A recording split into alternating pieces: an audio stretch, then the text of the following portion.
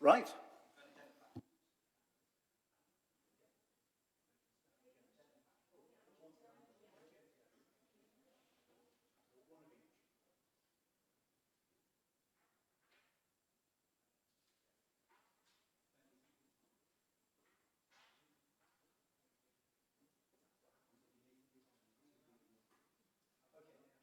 Right, okay. Welcome everyone. So, Housing Policy Committee, Thursday, 2nd of February. We've got one new face here.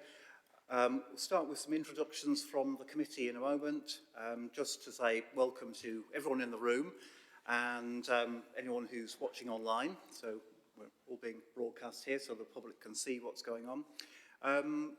Don't think we've got anyone who's not familiar with the building, but just in case you are, if there's a fire alarm, then we all get out through the doors and scram to the end of the corridor and out.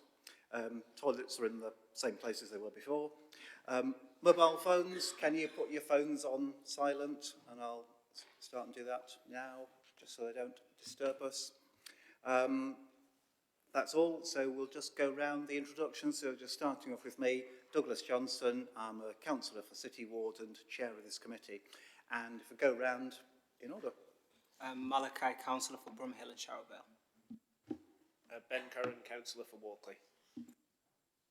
Fran Belbin, councillor for Firth Park. Councillor Denise Fox, councillor for Burley. My name is Councillor Paul Wood from the Woodhouse Ward.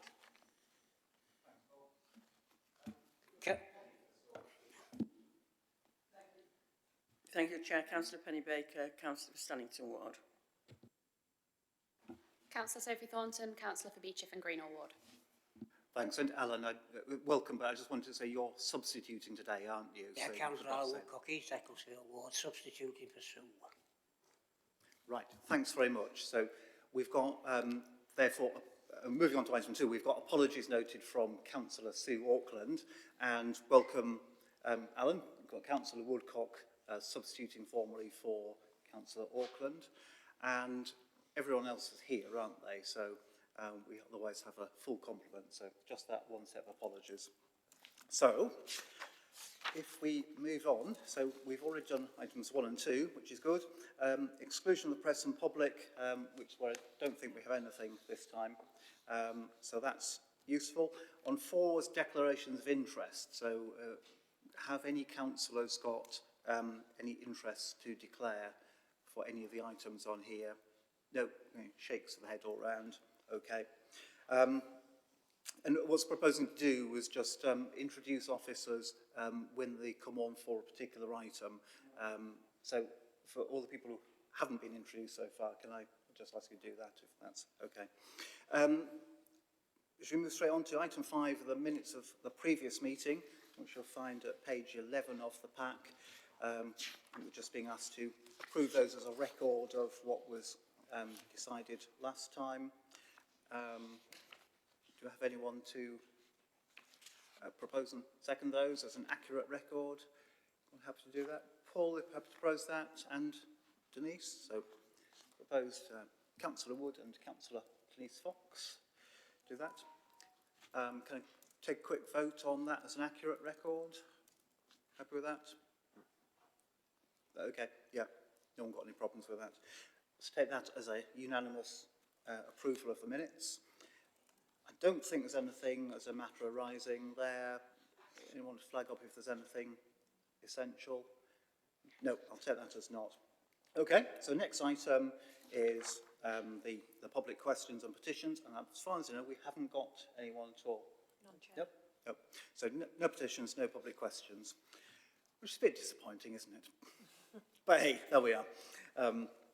We'll have a more interesting agenda next time. That'll bring the public in, I guess. Okay, well, we've moved on to the meaty business, if you like. So it is actually the big item of the year of the Housing Revenue Account business plan. So we've got Janet Sharp here as Director of Housing. I think I'll just say there's been a bit of confusion about following the change to the committee system, how we go about as a council, formally setting out our priorities for the next next year, next 5 years, but also about how we set our tenants' rents on the back of that. And as a result, we have now the business plan coming to this committee today, because, of course, we are the Housing Policy Committee. It should be with us. But in terms of formal proposal, this then goes ahead, and Strategy and Resources will consider the paper next week and make a recommendation to full council. And it's full council now on the 20th of February that has the task of formally setting the rents for our tenants. So I think it's probably sensible if I pass over now to the Director of Housing to take us through the contents of the report. Thank you, Douglas. So, in terms of the Housing Revenue Account business plan for 23-24, the Housing Revenue Account is one of the council's many ring-fenced trading accounts. That's primary role is to manage the rental income that comes from our nearly 40,000 properties rents, and deliver our tenant services, our investment in properties through our repair service, through the many, obviously, council departments who provide services to ensure that we can deliver tenant services and the services that our tenants require to be able for us to manage both the housing regulations, deliver on tenant priorities, make sure homes are in a good condition, and also deal with the day-to-day tenancy management and maintenance of council housing in the city. So each year, what we are required to do is both reflect on the current year, to look forward to the year in front of us, which in purpose of this report is 23-24 financial year. We project a 5-year capital investment programme and revenue budgets for the management and maintenance of council housing and the delivery of tenant services, but also to make sure we have a balanced position as part of a 30-year business plan for the Housing Revenue Account. It also needs to make sure that we're delivering on our compliance and responsibilities within the Housing Act and other legal responsibilities to make sure that our homes are safe, they are well managed, they are well maintained, and also they meet the requirements of the many regulators that we report into. So each year we do a review of that business plan, and I'm pleased to say that I think we've spent many months working with housing committee colleagues, with our tenants, in terms of looking at the business plan. There are, as you will see from the report, some things that have created additional risks to the review this year of the business plan. And as you will know from previous reports, some of the key risks to the business plan are always going to be inflation. It's going to be cost of living for our tenants, and it's also going to be things like energy and other pressures that are going to affect the business plan. And all of those have come to fruition this year, unfortunately.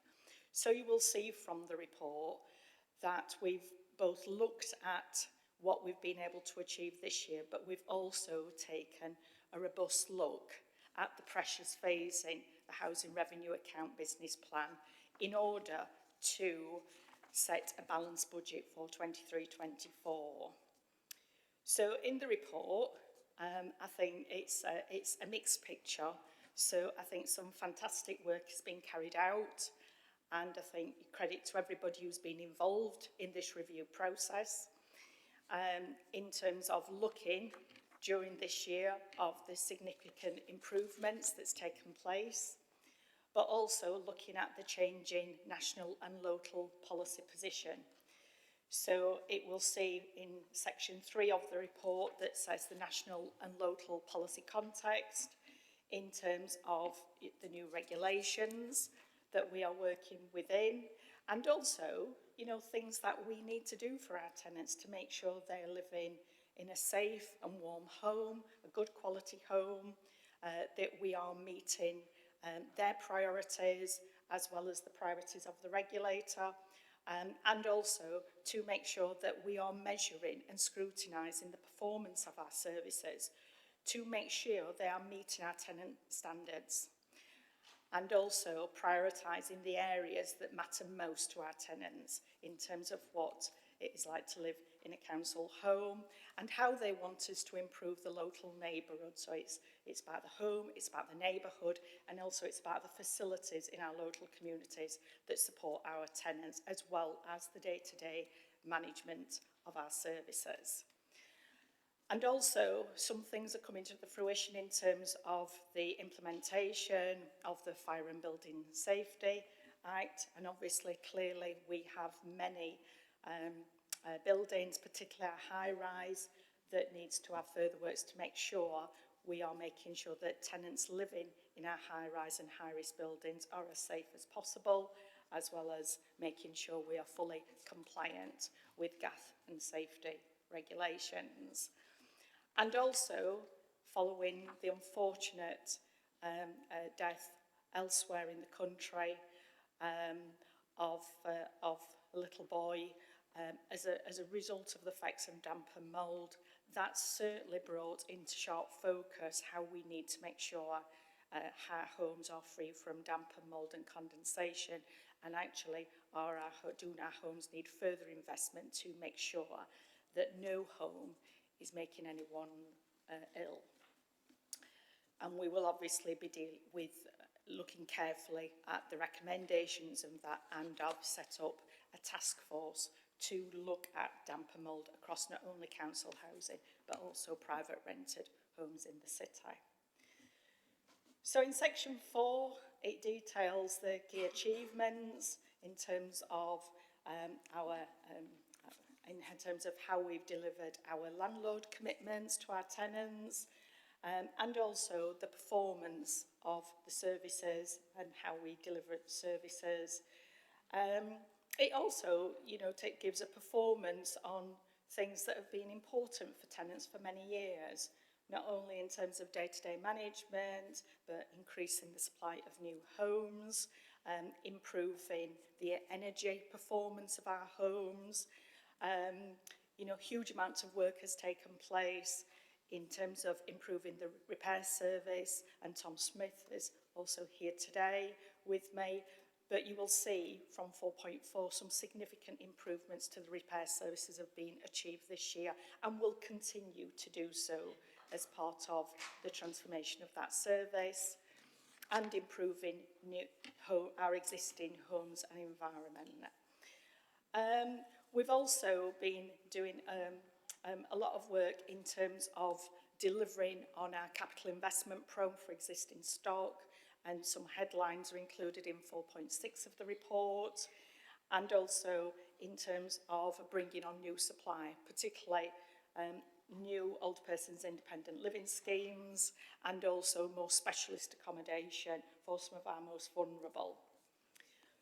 But also putting in place the much needed support for many tenants who are really being impacted by the cost of living.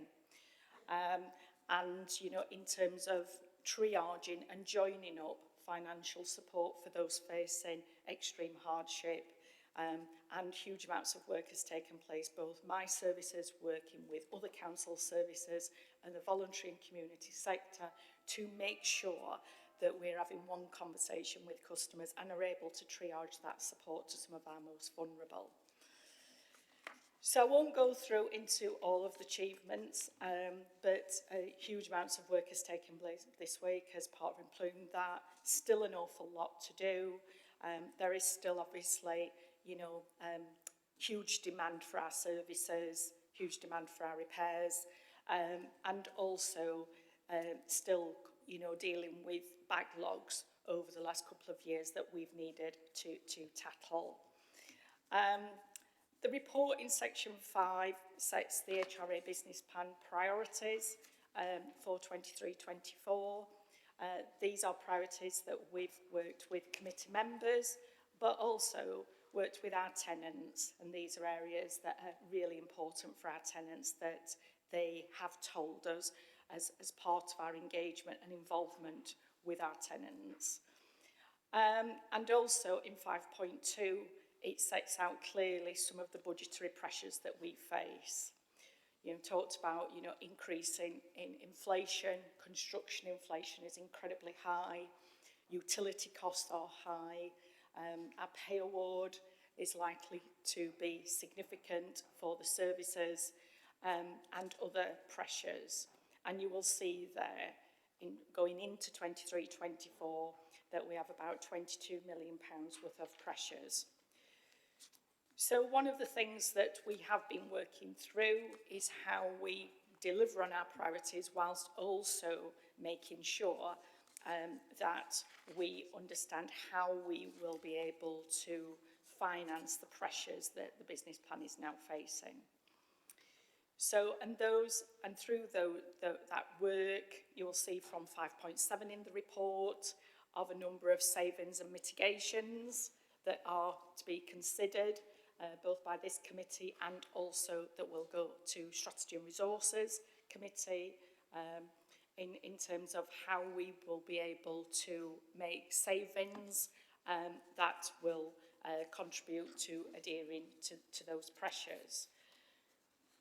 One of the things that we are proposing is the rent is set at the national rent standard at 7%. We recognise that will be difficult for many tenants, which is why we've also put in place a significant increase in the hardship fund, so that for those tenants that are facing extreme hardship, there is some additional support should that be needed for our many tenants. And that will meet the national rent standard and the guidance in terms of setting social housing rents across the country. One of the reasons for recommending that is that our priorities are important to us, they're important to the council, and they are important to our tenants.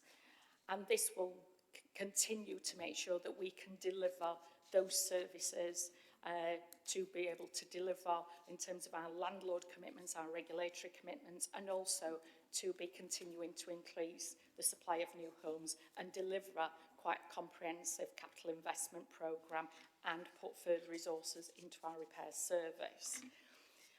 You will see on table 5.1 that if we were to set a rent that is below 7%, that further savings would be required. So my recommendation as part of this committee report is to set the rents at the rent standard, whilst also recognising that we will put in place continued wraparound support for many vulnerable residents. And in section 6 then sets out the priorities and our commitments to this committee and our tenants for the year in front of us, and also in section 7 the capital investment priorities, and also that is also included in the appendix to this report.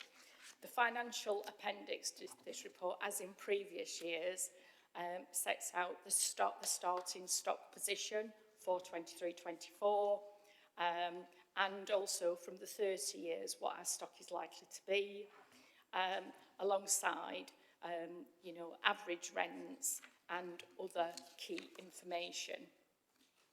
And then alongside that, there is a breakdown of how the budgets this financial year, but also as comparison, but also the budgets for 23-24 and over the next 5 years that we will be spending on delivering our tenant services and other services to our tenants, and also that we will still be investing over £600 million, split between investment on capital to existing stock, and also for our stock increase programme that will continue.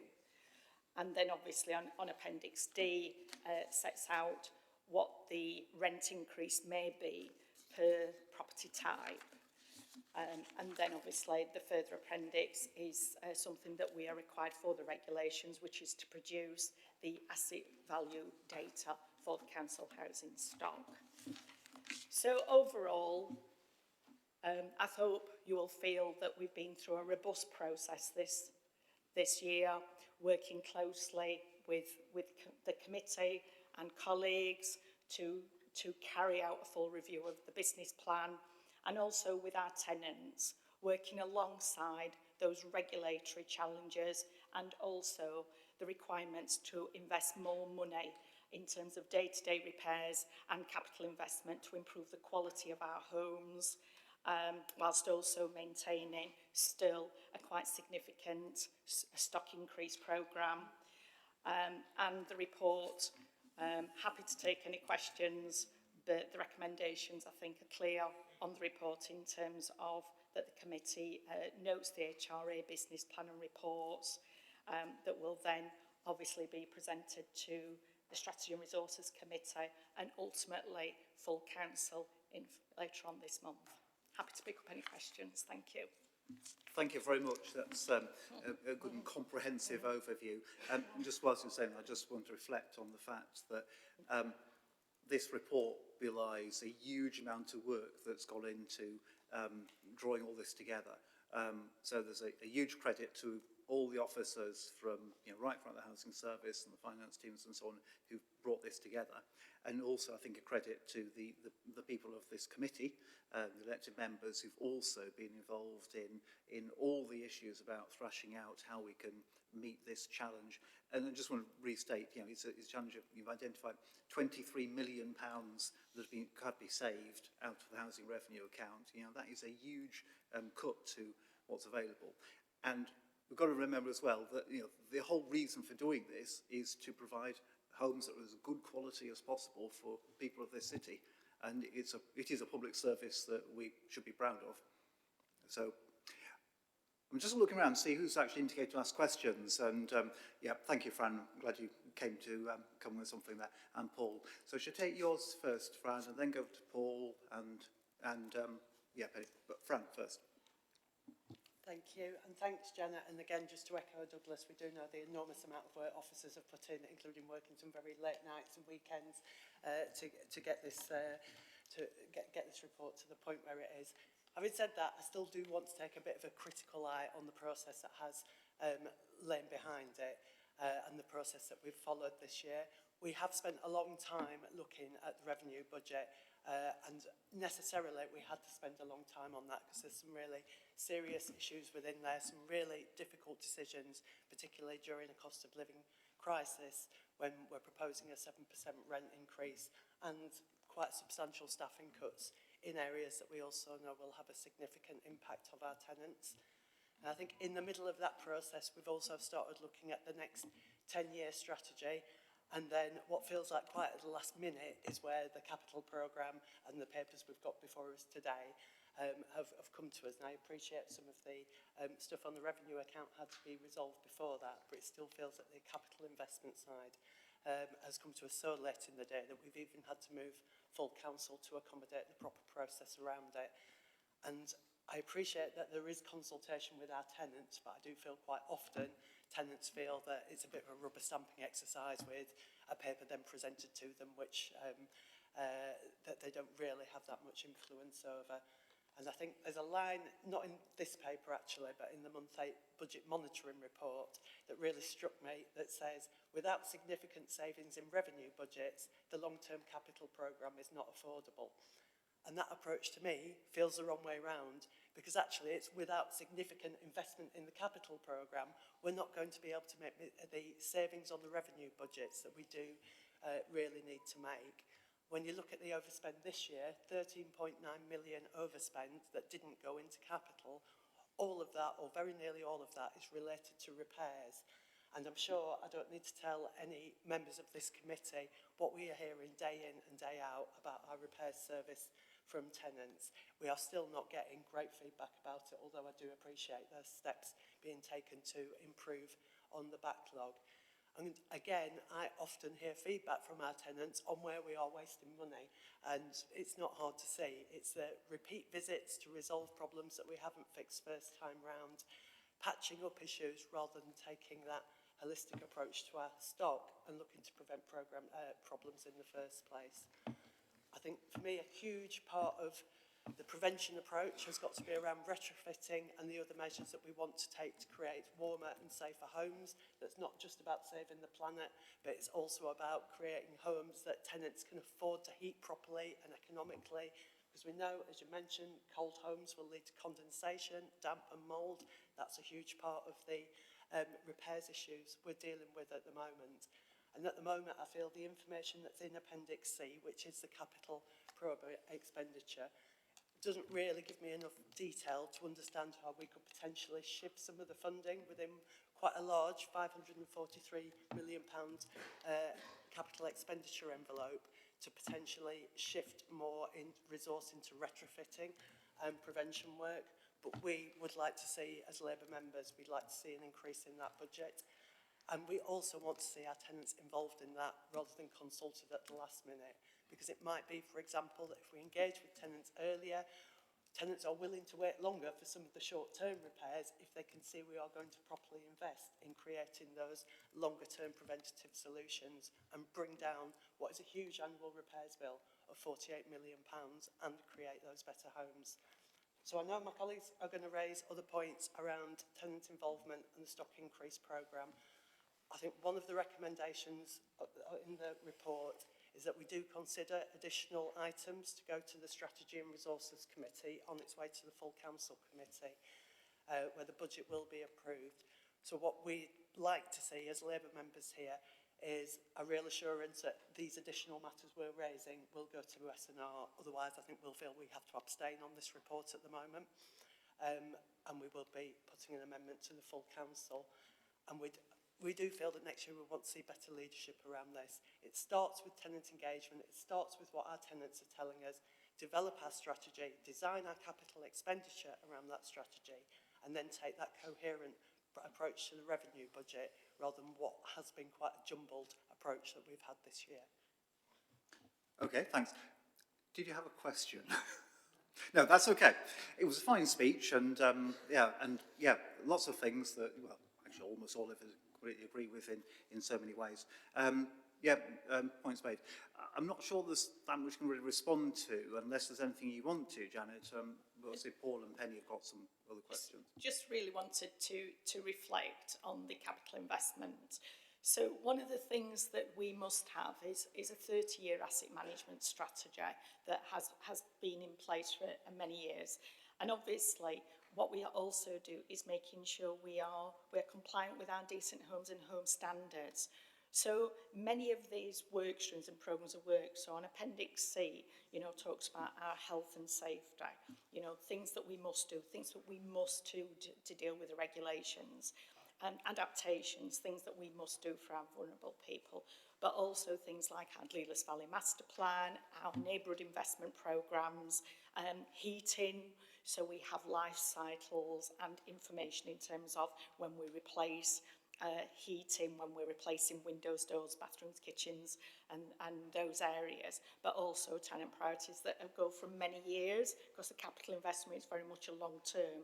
Our roofing programme is been going for 7 years to replace all of our roofs, so very long term. One of the things that we are doing, and that being requested, is to break down the capital investment programme by LAC areas and by neighbourhoods. So, and also the corporate capital investment programme doesn't get formally approved after this. So one of the things that we want to do is deliver on that breakdown, so we can see by each LAC area what their sort of asset management strategy for the council housing is by area. That will provide some options and choices.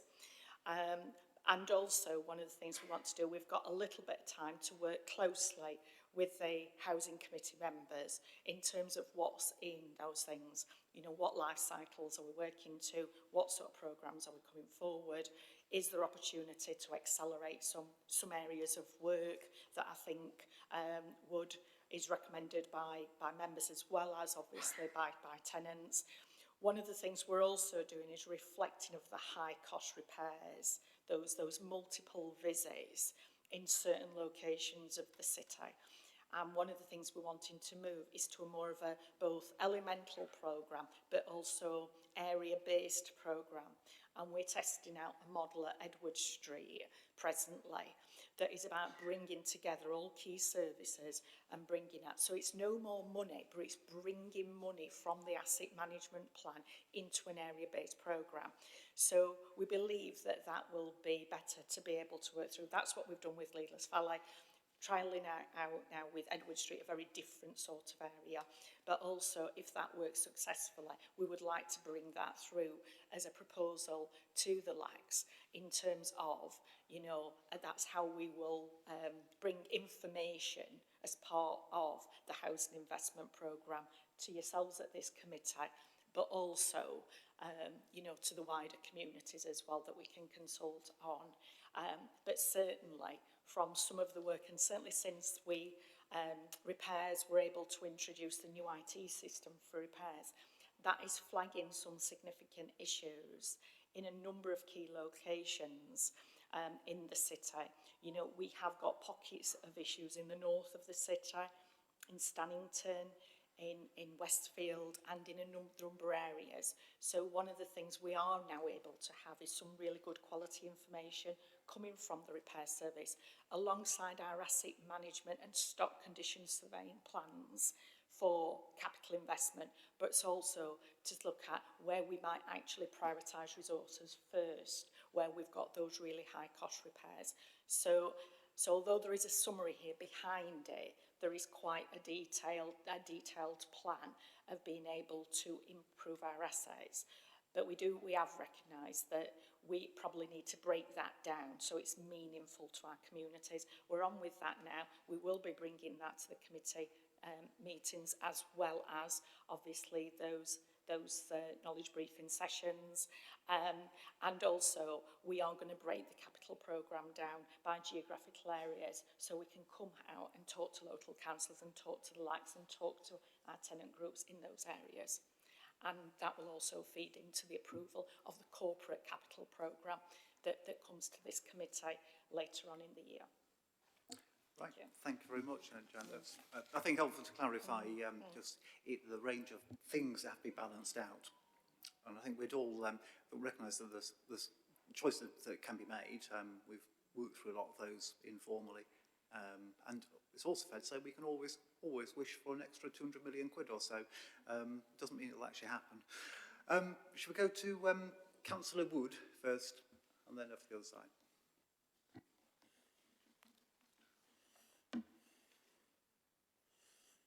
Have had to think a lot about the proposal for the reduction in the stock increase programme and are somewhat perplexed how a policy supported by the entire council can be so easily abandoned, and so after very careful consideration I have decided I cannot support this item to reduce the stock increase programme. It's worth noting at this stage that Sheffield was hailed as the innovators in social housing, with us having Thenagest plans outside of London.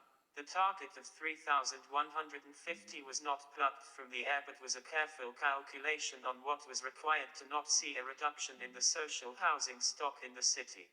The target was based on what we need to build by 2030 to not see a reduction in the council's stock through right to buy, which is roughly 1% per annum. We need to maintain the stock levels for three reasons: the income generated into the HRA, to deal with the 1,000 families who have a priority housing awards, to help our youngsters get on the housing ladder through the council's shared ownership scheme. All this is made harder by reducing the build programme.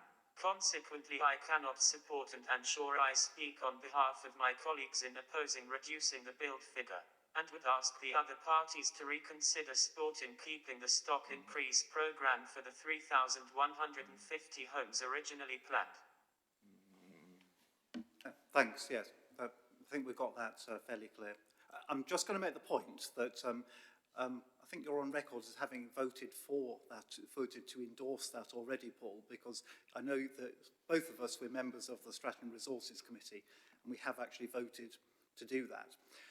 Obviously, if anyone comes up with an extra £200 million, then we can reverse that at any time. But I'm just going to make that point. I think we all want to see more council housing. But yeah, that is the position that we're in. I don't know if there's anything else that can add to that. Only that, you know, this is a priority for the business plan. One of the things that we are not doing is reducing the budget. So the approved budget was set at 354 million. That is still in the business plan that is being proposed. However, the cost of providing new homes, either through buying off plan, but particularly direct build, and construction inflation, is leading that that programme will require more money to be able to deliver the 3,100. So one of the things that we are saying is that we will maintain the 354 million, but that does mean that we will deliver less units. However, what we have changed since we set the first budget for that programme is we are delivering different types of homes. Some of them, there are more costly. So our older persons, independent living schemes, our temporary accommodation schemes, and higher energy and performance standards, our quality of homes. So one of the things that we have recast when we've reviewed the cost of that programme, it is more expensive, and with inflation and everything else, to deliver 3,100 units would cost nearer 558 million that is detailed in the report. So I recognise that that feels a cut to the stock increase programme commitment, but we have maintained the budget that was set, that sat alongside the 3,100. But that does mean, because the cost of providing those new homes is more expensive, it does mean less units, unless, you know, further down the road, we will continue to review the business plan. It will always remain a priority alongside many priorities. And also, we continue to try and secure more money from government departments towards the cost of new homes, and also from the South Yorkshire MCA, you know, in terms of dealing with site abnormals, that again, if we can get more money into the business plan, then we may be able to do more. The other thing that we are doing is we're doing a huge amounts of work as part of the work that Kate Martin is leading on in terms of City Futures, in looking at wider growth opportunities, working with housing associations to see they can also increase the number of affordable homes in the city, so that we're not delivering this on our own, we're delivering this in partnership with many others as well. So, you know, it is a priority, it is something that's been really well supported, but I think there are lots of pressures in the business plan. So what we want to do, and what we've recommended in the report, is we keep to the approved budget figure that we had, but let's look at what we're building, how we're building it, see if we can get more grant into that, because that might enable us to go further than we've estimated presently in the business plan report. Yeah, I think it's fair to say it's not a policy decision to stop building council housing. I'm sure that we'd all want as many more as we can have, I guess. This side, Councillor Baker. Thank you, Chair. Interesting conversation. I'd like to start by thanking officers really seriously for all the work they put in this year. Apart from anything else, it's not only been a complication of the cash and problems within the budget, but a new system that I think a lot of us have found extremely difficult to negotiate. All the normal timings and plans of when we do specific things have just gone out the window, and we've struggled to do much more than keep the system going, and I hope we've learned enough this year so that going forward we can be much more efficient in the way we do things. The pressure on officers has been tremendous. I've been at meetings with them, with tenants at 10 o'clock at night, and meetings with them online at 8 o'clock the following morning, and it's quite an extraordinary amount of hours that they've put in. I also want to thank tenants, because they have turned up at the meetings. Fran, you've been to some of them now, and it's amazing how the knowledge they built up over the years of what happens within the housing department, they are able to tell us quite clearly when they think things aren't going the way they want them to go. And I think we really should appreciate the effort and the time they put in, not only towards the budget, but into supporting their communities, their TARAs, etc., because I think it is a really good opportunity to put that forward. The balancing of the books this year has been extremely difficult. We all know that. We've been working at it and discussing it week in, week out. A lot of the pressures have been a one-off. Things like the housing ombudsman, that's a one-off cost that we've had to absorb. We've got some, we hope, quite good pay awards to come in this year, and it's right that our employees should receive an appropriate money for the blooming horrible job they do at times and the caring that they're giving to our tenants. So I think it's worth noting those. The housing revenue account, as you all know, is a ring-fence budget.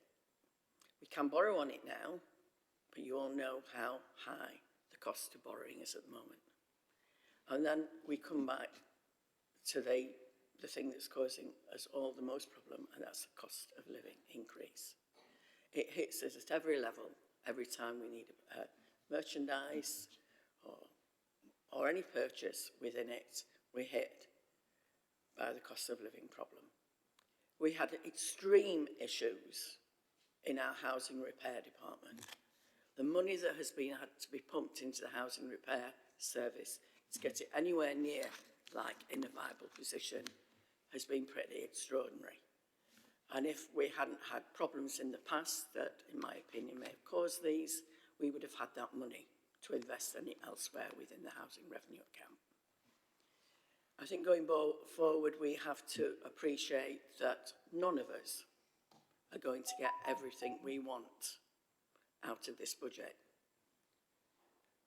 which is very unfortunate, because if it means delays to certain types of planned maintenance, for example, that means a large group of our tenants are not going to get the repairs they want in the time they want to get them, and need to get them in some cases. Sorry, excuse my voice. We have also got to deal with the damp and mould situation, which now tenants, again, we come back to the cost of living, are struggling to put heat into their properties, and their properties are then struggling with condensation and then damp and mould. We have put more money into the welfare fund. It's there for people to borrow or whatever is necessary. I'm sorry, my throat is bad, so I do apologise. I'll explain later. So we have to deal with that. We need our tenants to have warm, safe homes. We need them to be happy to go home, comfortable to go home, and happy to go to bed and sleep well at night. We need to invest in those properties. I understand what you're saying about us not producing any of the number of houses that we said we'd like to at the beginning. It was a figure I didn't think was set in stone, to be honest. But the figure that was set in stone was the investment we were going to make into those properties. And that investment hasn't changed. It's still there. So I'm a little concerned about what is being said. I'm not quite sure if we're going to increase the money to do something else, where we would get that money at this stage, because we've had the discussions all the way along. I agree, we don't like all the decisions. We've also discussed them with tenants.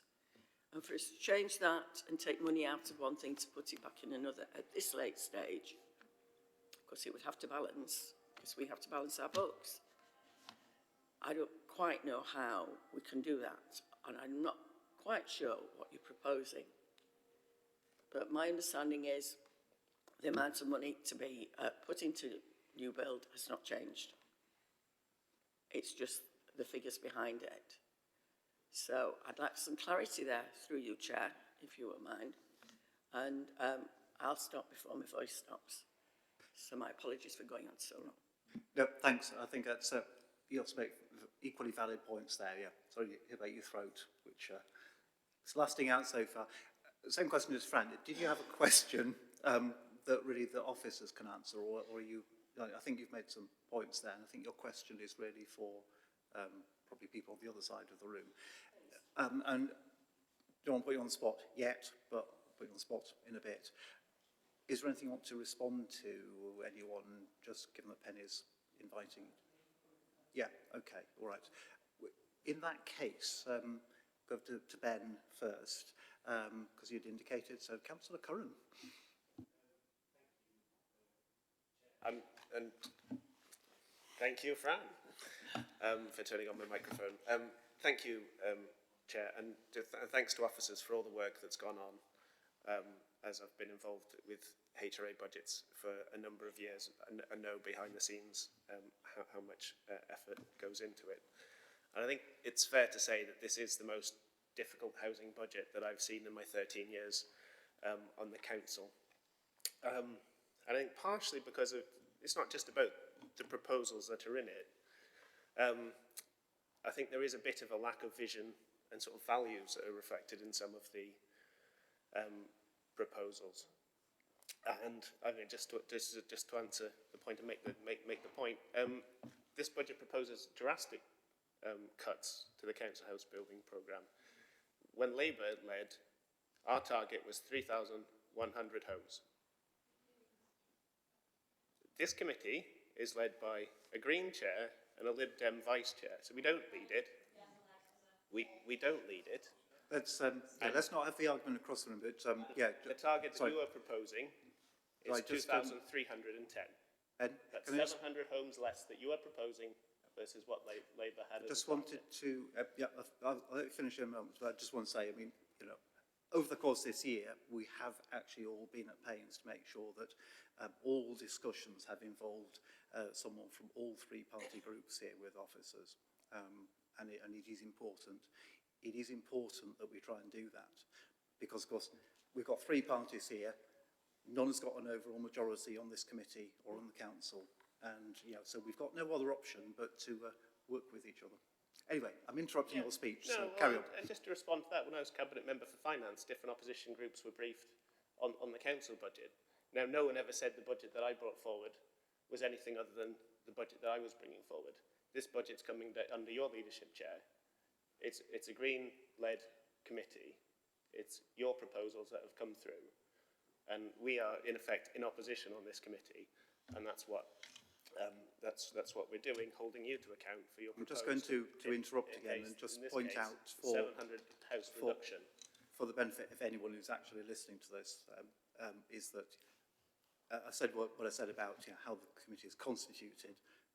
This is a proposal that's been worked up with all three parties, and it's fair to say that we do have all three parties that have to work together, as I said. Chair, for some clarity on that, this, as every committee in this council, is made up the way the people of Sheffield voted. It's made up of 4 Labour, 3 Lib Dem and 2 Greens. And that's what we all are. And that's the makeup of the group. Everybody has had the same information all the way along. There's no information that's been given to one group that hasn't been given to another. And the decisions have been made by this group all the way through, as it is also on other committees. I'm not quite sure what Councillor Curran's point is on that. The fact that on this committee, it happens to be Councillor Douglas, who is Green, and me, that's Lib Dem, who are leader and vice chair, doesn't give us any more power to make any decisions. We don't make decisions without you making decisions. So it's a hung council, so it's a hung committee. You have no extra power by being chair or vice chair here. You have the same vote as anybody else, and that's democracy. Thanks. I think those are fair points too. Get this back on track. Yes, I was going to say. Continuous interruption? Yes, you have been continuously interrupted, and you may continue. Just make the point that none of us interrupted any of the other speakers. I thought that was quite rude, in fact. So under your leadership, Chair, you are proposing a reduction of over 700 council homes to the stock. The problem of high rents in our city is a problem of supply and demand. We need more supply to bring down rents, not just have more council houses, but to stop rents going up across the board in the private sector. And I think this just adds to the worries that tenants in all sectors face. The lack of vision and values continues with the proposals on, around net zero. For years, the Greens have said we need to have more solar panels on houses. The time they get the bit of power, their leadership over a housing budget, there's no mention of solar panels within it. You can do a Control F. The word solar does not come up once in the report.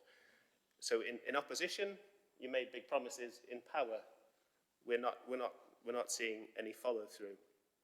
And also, it fails to tackle the repairs service. So this hasn't performed well for a while, but certainly over the last year hasn't made the significant inroads that it really needs to. We're still getting complaints fairly constantly from our tenants about repairs, delays, and then the quality of a repair. And one of the things I'm quite pleased that Janet's mentioned about the Edward Street model is actually it's sort of shifted the game. And by having that real discussion with tenants, they were prepared to say, do the repairs later, but do them once and do them properly. And then we know it's done. And if we can do more of that, which really came through a lot of great work on the ground by Tom Hunt, my ward colleague who really drove that and pulled people together. But that can have a massive impact going forward. But this budget doesn't have, and I've said this in previous budget, the level of resources needed to adequately drive down not just the effectiveness of the repairs programme, but the cost of it. We spend the same amount, nearly the same amount of money as Leeds does on housing repairs. They have 15,000 more houses than we do. So for every metric that says, oh, we're doing a gas boiler quicker, we're still spending way more than we should, and we're still way behind where we should be. Tenants are waiting too long, and there isn't an adequate plan in this budget to do that. So, as my colleagues have said, find it very difficult to vote to positively to support this going through. We need these concerns that we're raising to be put down for consideration by the other committee. Yeah, thanks, Chair. Thanks, that's absolutely fine. Again, not really a question. Janet, I don't know if there's anything particular to respond to. No, only that at the next committee meeting of the Housing Policy Committee, Tom is bringing a detailed performance report and a plan for repairs, and we've also got the Housing and Repairs Performance Report that will be coming to this committee. So obviously we've got the opportunity at the next committee to have further detailed discussions on that. Thanks, that's a helpful reminder. Right, okay, go to Councillor Thornton. Thank you. Thank you, Janet, as well, and all the officers for all the work you put into this. I know that it has been an extremely long process and a lot of back and forth, and I think we all really appreciate that. I suppose my question and slight confusion comes to ask the other half of the room, really, in that your Labour colleagues across this committee are wanting to propose an increase in the capital investment budget. I understand that obviously all of us want to see more and more affordable homes across this city, and we want to make sure that people live in safe, warm and affordable places to live. But where in this budget you've not proposed an alternative, where do you want that money to come from? Do you want to increase rent further? Do you want, in a cost of living crisis, do you want to find that money from elsewhere within the budget? Do you want to, that would then put further pressures on, for example, repairs, which, as we've seen across the country, that can put families at very serious risk. As Penny Baker has mentioned, Councillor Baker has mentioned, that the investment figure is still the same when it comes to our house building in this budget. But so we support building council homes. If your question is over the number, then are you then supporting lower, for example, energy standards to meet that target in the long term? Or are you where are you wanting that to come from? Because we want high energy standards, well-built properties to help tenants in the long term with their bills, particularly in a cost of living crisis. Now, I just wanted to touch a bit, I suppose, on Councillor Curran's point about how when Labour led that everything was fine and dandy. But since 2019, we're 3,500 behind need in terms of affordable homes delivery. Where were you crying out on that? When I first raised issues with the Council House Repairs Service, I was compared to Donald Trump and told that I was scaremongering. That was when Labour led this on this committee, if that's what you're wanting to say, when Labour had Councillor Wood as chair, as cabinet member in the old system. That's not how this works. So you've been involved in every single stage of this process, and these concerns have not been raised. If you feel like you haven't been properly consulted, I'd really love to hear you explain how. But overall, if you want to increase the capital investment budget, where do you want that money to come from? Because I don't want to see it come from a further increase in rent. I don't want to see it come out of supporting tenants across the board.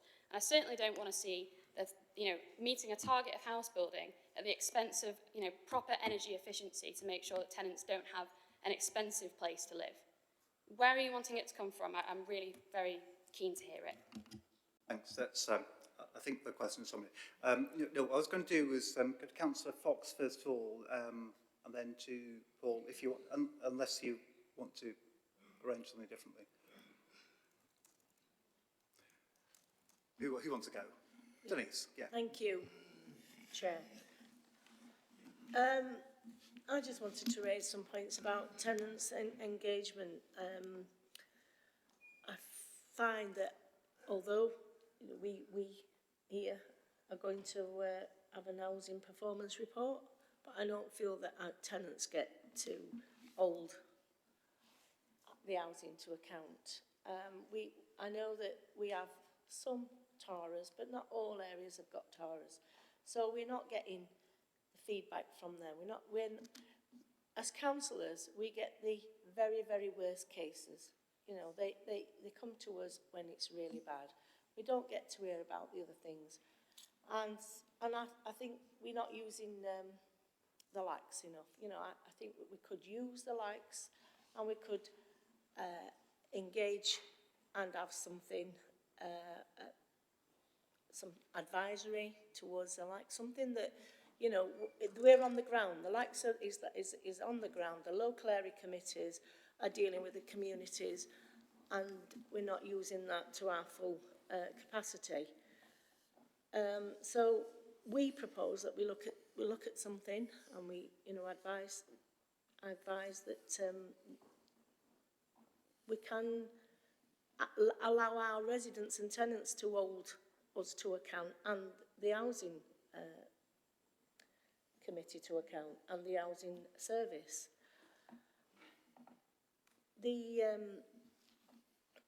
The other thing I wanted to raise is also, 48 million that we spend on housing repairs. We should have tenants coming to us and praising us. That's an awful lot of money. That's a third of our income coming in, and there's something going wrong, and maybe we're not getting to the bottom of it. Our officers are not getting to the bottom of it. Maybe our residents and tenants can get to the bottom of it, because clearly we're not. We're chucking more money at it and getting nowhere. So our proposal is we need to be, deep down, look at everything, at what we're doing, and maybe we can move the money around. But I'll let my colleagues answer that. Yeah, no, thanks. That's actually very helpful. Yeah. Should we go to Councillor Wood?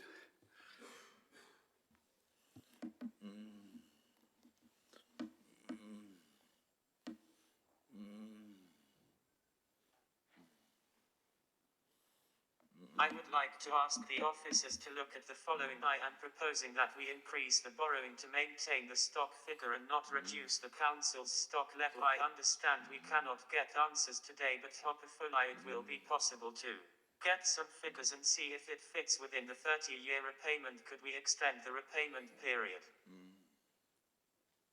Right, thanks. That's a nice, clear question. Janet.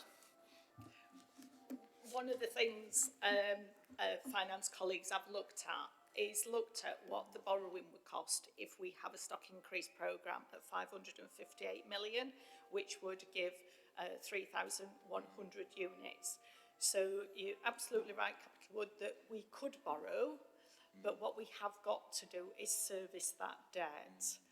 And colleagues have worked out that if we took the maximum amount of borrowing for the stock increase programme at over 500 million, that we would need to be paying round about an additional £10 million in borrowing costs per year through the business plan. I think we're more than prepared to be able to provide a detailed response of how that has been worked out. But one of the things that borrowing, whenever we're borrowing, we have to a period pay back the interest, and then we have to pay back the principal, just like anybody's mortgage. And one of the things that we do need to do is probably demonstrate what that looks like over the 30-year life. But colleagues are saying that we would need to look for an additional £10 million worth of saving each and every year, depending obviously when we take that borrowing out, to be able to deliver that stock increase programme at 558 million. So that would put additional risk on the business plan. But I absolutely, accept the question, and it does feel a lot of money. I'm more than happy to provide the modelling work that's been undone, and a huge amount of work has been done by our housing growth team and also our finance team to arrive at those numbers. Thank you. Yep, thanks. It's very helpful to have that. So it's £10 million per year to be added to the revenue. So it'd be on top of the 23 million in terms of savings. So, yeah, okay, that's all. Fran, yes. If I can respond then to some of the points that have been raised. First of all, I'd like to be really clear about what we're asking for here. What the recommendations for this committee asks for is to note the reports and to consider any other issues to bring to the S&R committee. That's what we're asking for. Now, around the SIP, I appreciate what you're saying, Janet, but we've also heard briefings from the Finance Committee have been briefed that the cost of borrowing is likely to come down soon. We've also had members of our Finance Committee starting to look at some of the options around borrowing. We are not proposing to shift £200 million from one part of the budget to another. We are proposing to bring in extra investment through borrowing or through some of the other suggestions that Janet raised in terms of partnerships, looking at our relationship with Sheffield Housing Company, looking at the possible opportunities for further funding, because that, as Paul said, that 3,150 figure was not plucked out of the air. It's there designed to meet the needs of this city in terms of housing. So that's why we are very clear we want to keep that consideration of that 3,150 figure within the options that goes to S&R committee, and that's what we're proposing here. We're not proposing that we have an immediate budget that resolves all these issues out of thin air, and I think it's a little disingenuous of colleagues to propose, to suggest that that's what we're saying, that we're suddenly going to magic up £200 million. I do also think we should look at whether it is £200 million. That costs out around 250,000 per property. I'd question a little bit how accurate that is, and I appreciate, some of the modelling you have done. What we're asking to do is have some of the stock increase programme, some modelling done around that to look at some further options around it. That is what we're asking for. So just to be really clear on that. Again, the other things that we want to be clear that we are asking to be considered is around the stuff that Denise has mentioned about further tenant involvement. I absolutely agree, Penny.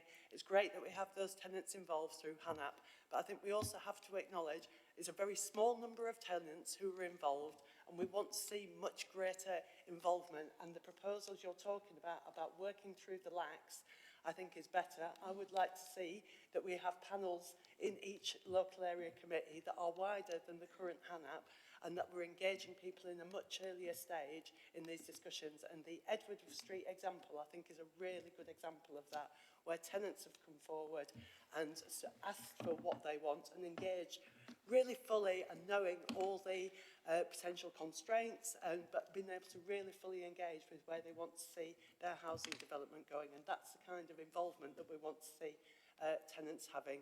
And the other 2 points that we do very clearly want to see going forward in those contributions is looking at how we're dealing with repairs and the investment in retrofitting. I still feel, and as you said, the capital investment budget only came to this committee mid to late January. We have not had the opportunity to fully discuss that programme. It is not fair to say that we have all been able to contribute that because of the way that this has been structured this year.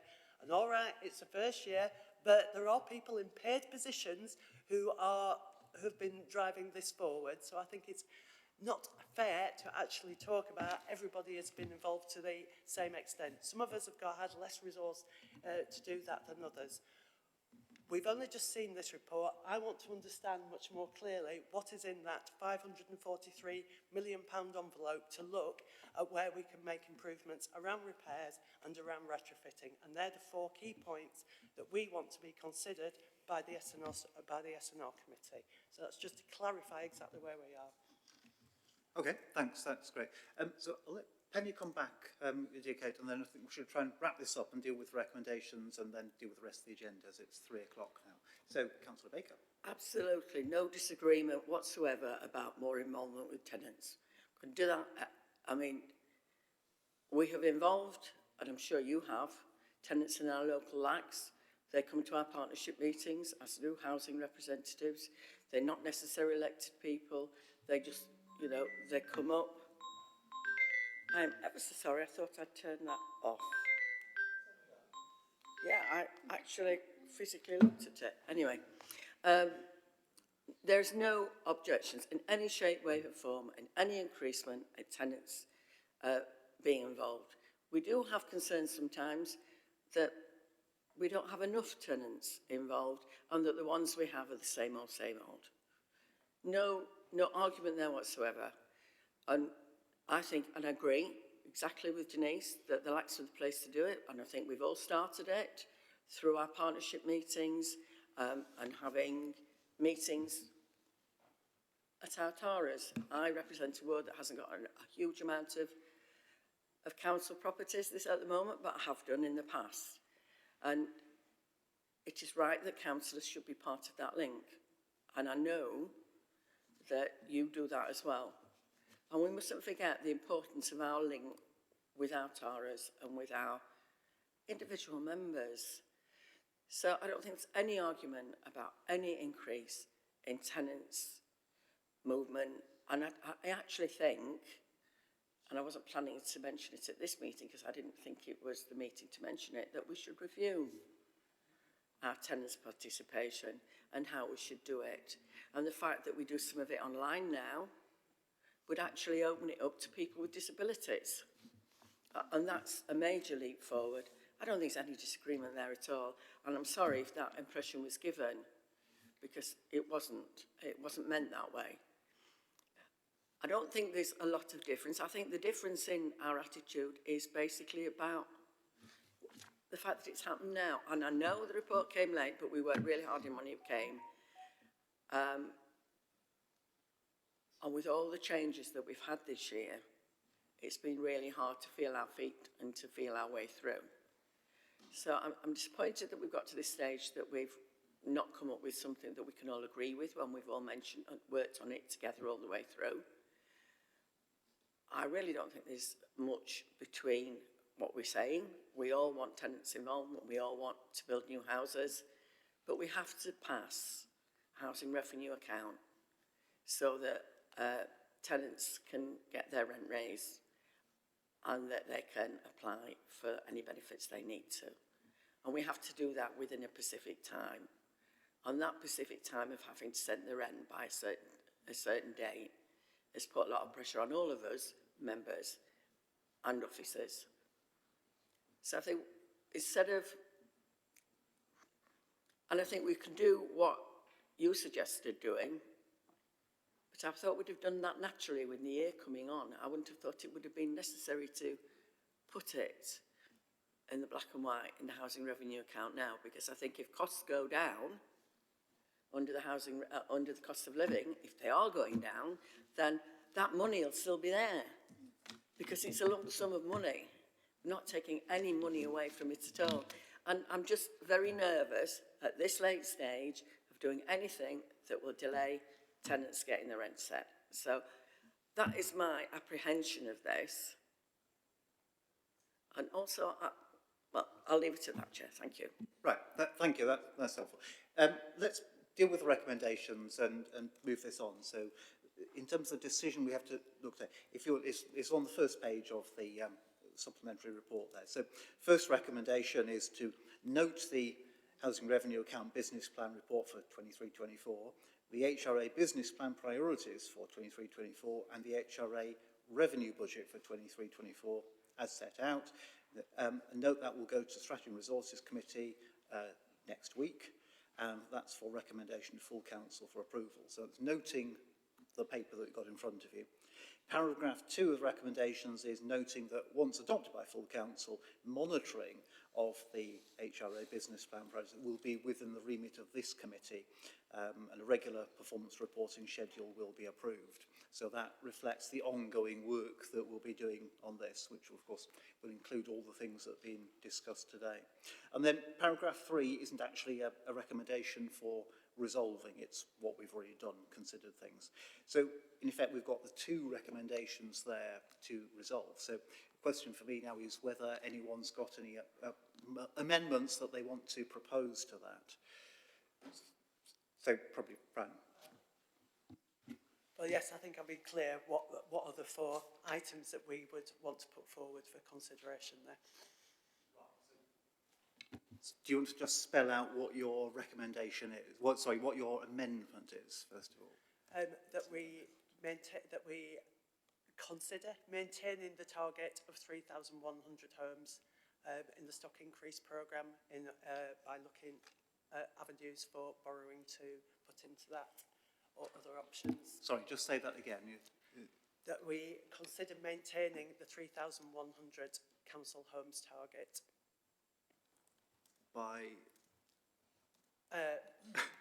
looking at by further modelling around the financial options there. So I would keep it quite general. We know we need to do more work around it, but yeah.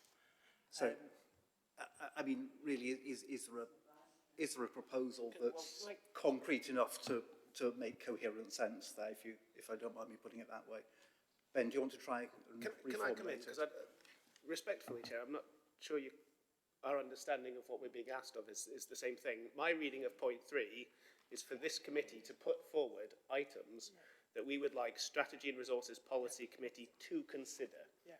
It's not that we have to put forward a fully fledged budget proposal. We're putting forward what we would like them to consider. And one thing, as Fran just said, we would like them to consider is maintaining the 3,100 council house target. Yes, is that it? Okay. And then the other 3 points that I'll pass back to Fran. But that's what we're doing. We're outlining the things we want the other committee to consider. Yeah. Okay, all right. I won't read too much into the assumption that you think you've not already been doing that, but let me just pass over to Robert for some legal advice. So, do you want to just introduce yourself first? Yeah, so Robert Parkin, legal advisor to the committee. So, yeah, my reading of the recommendation here, which you've proposed, and I don't know if you've got a seconder for it yet, but it is to take the recommendations as they are on the report. First 2 are note items. The third one is an opportunity for this committee to invite, so that's to formulate what it wants to invite the Strategy and Resources Policy Committee to consider. So it's really taking perhaps some comments that have been made by members on my left and anybody else, and noting them and then putting them to the Strategy and Resources Policy Committee. So it's an opportunity for today's debate, and then out of it, comments, concerns, prompts, and if there is consensus from this committee that those are put forward, then once a vote's taken, then that's what will happen. Yeah. So just to clarify, so I mean, there's the distinction between what goes in a formal recommendation and what's going to happen anyway. There's been a useful debate. I think we all seem to agree on priorities. So I think saying that, sorry, I'm just checking. There's no problem in terms of a recommendation in the words that Councillor Belbin and Councillor Conroy have proposed, is there? Councillor Belbin is doing what the recommendation is asking or allowing for, which is to set out some considerations to take forward to the Strategy and Resources Committee. So if members of the committee are clear enough on what those comments are, what those considerations are, then you can make a decision. Perhaps there are some other considerations that you'd like to put forward, but yeah, that's to be among the considerations. Then take a vote and then move it forward to Strategy and Resources Committee. Right, thanks, okay. In terms of just making a sort of formal decision, we can note on this. Where do you stand, given the advice we just had? Do you want the general conversation to be wrapped up, and yeah, we will be noted, and we know what the discussion is going to be at Strategy and Resources Committee, or did you want it in the form of words which you're putting forward now? Well, I think there's 4 key areas that I would summarise to go forward. So I suppose I'd want to at least spell out what those 4 key areas are so that they don't get lost. But right, okay. So that was around maintaining the stock increase programme, looking again at how we can potentially invest further to bring down our repairs bill, looking at how we can possibly look at shift further investment into retrofitting, and reviewing our tenant involvement and looking at local advisory panels or housing advisory panels tied to LAC areas. Okay, so I think your proposal is, I'm trusting that someone's written down those 4 things that you spelled out there, is to recommend as an additional point, say point 3, that this committee recommends that Strategy and Resources considers those 4 points. We're happy with that, which seems absolutely fine, doesn't it? Yeah, okay. Nothing to make a meal out of then, is it? So, okay.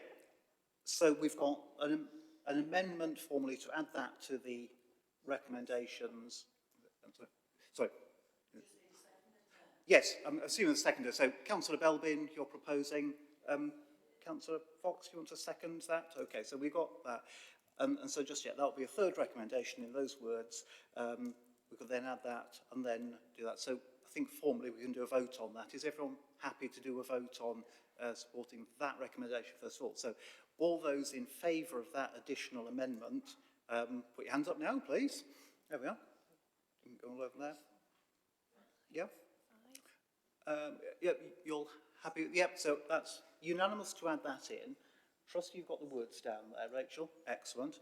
So we've now got 3 recommendations again. Are we all happy if we just take a vote on those en bloc? Yeah, take them all together. In that case, I'll just ask for a show of hands in favour of recommendations 1, 2, and the thing we've just proposed. All those in favour? Okay with that? Sorry, I'm calling for a vote of all those in favour of recommendations 1, 2 and 3, 1, 2 and the one that we've just supported, yeah.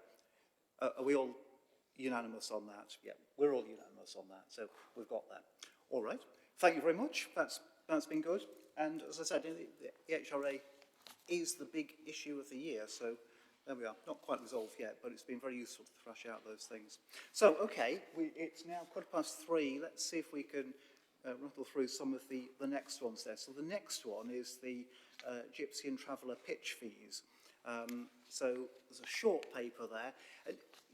So do you want to, thank you for coming today, do you want to introduce yourself and just take us through the paper, which people will find on page 17 of the original agenda pack? Thank you. Good afternoon, everybody. My name is Jonathan South. I'm the Service Manager for Accommodation and Support within Citywide Housing. So the paper you've got, the report sets out a proposed increase to the pitch fees on the Council's 2 Gypsy and Traveller sites. This affects 31 pitches across the 2 sites at Longacre and Redmires. The pitches are let by a written statement of agreement between the authority and the residents, which is in line with the Mobile Homes Act, which is the reason that this paper comes separate to the general social rent increase recommendations.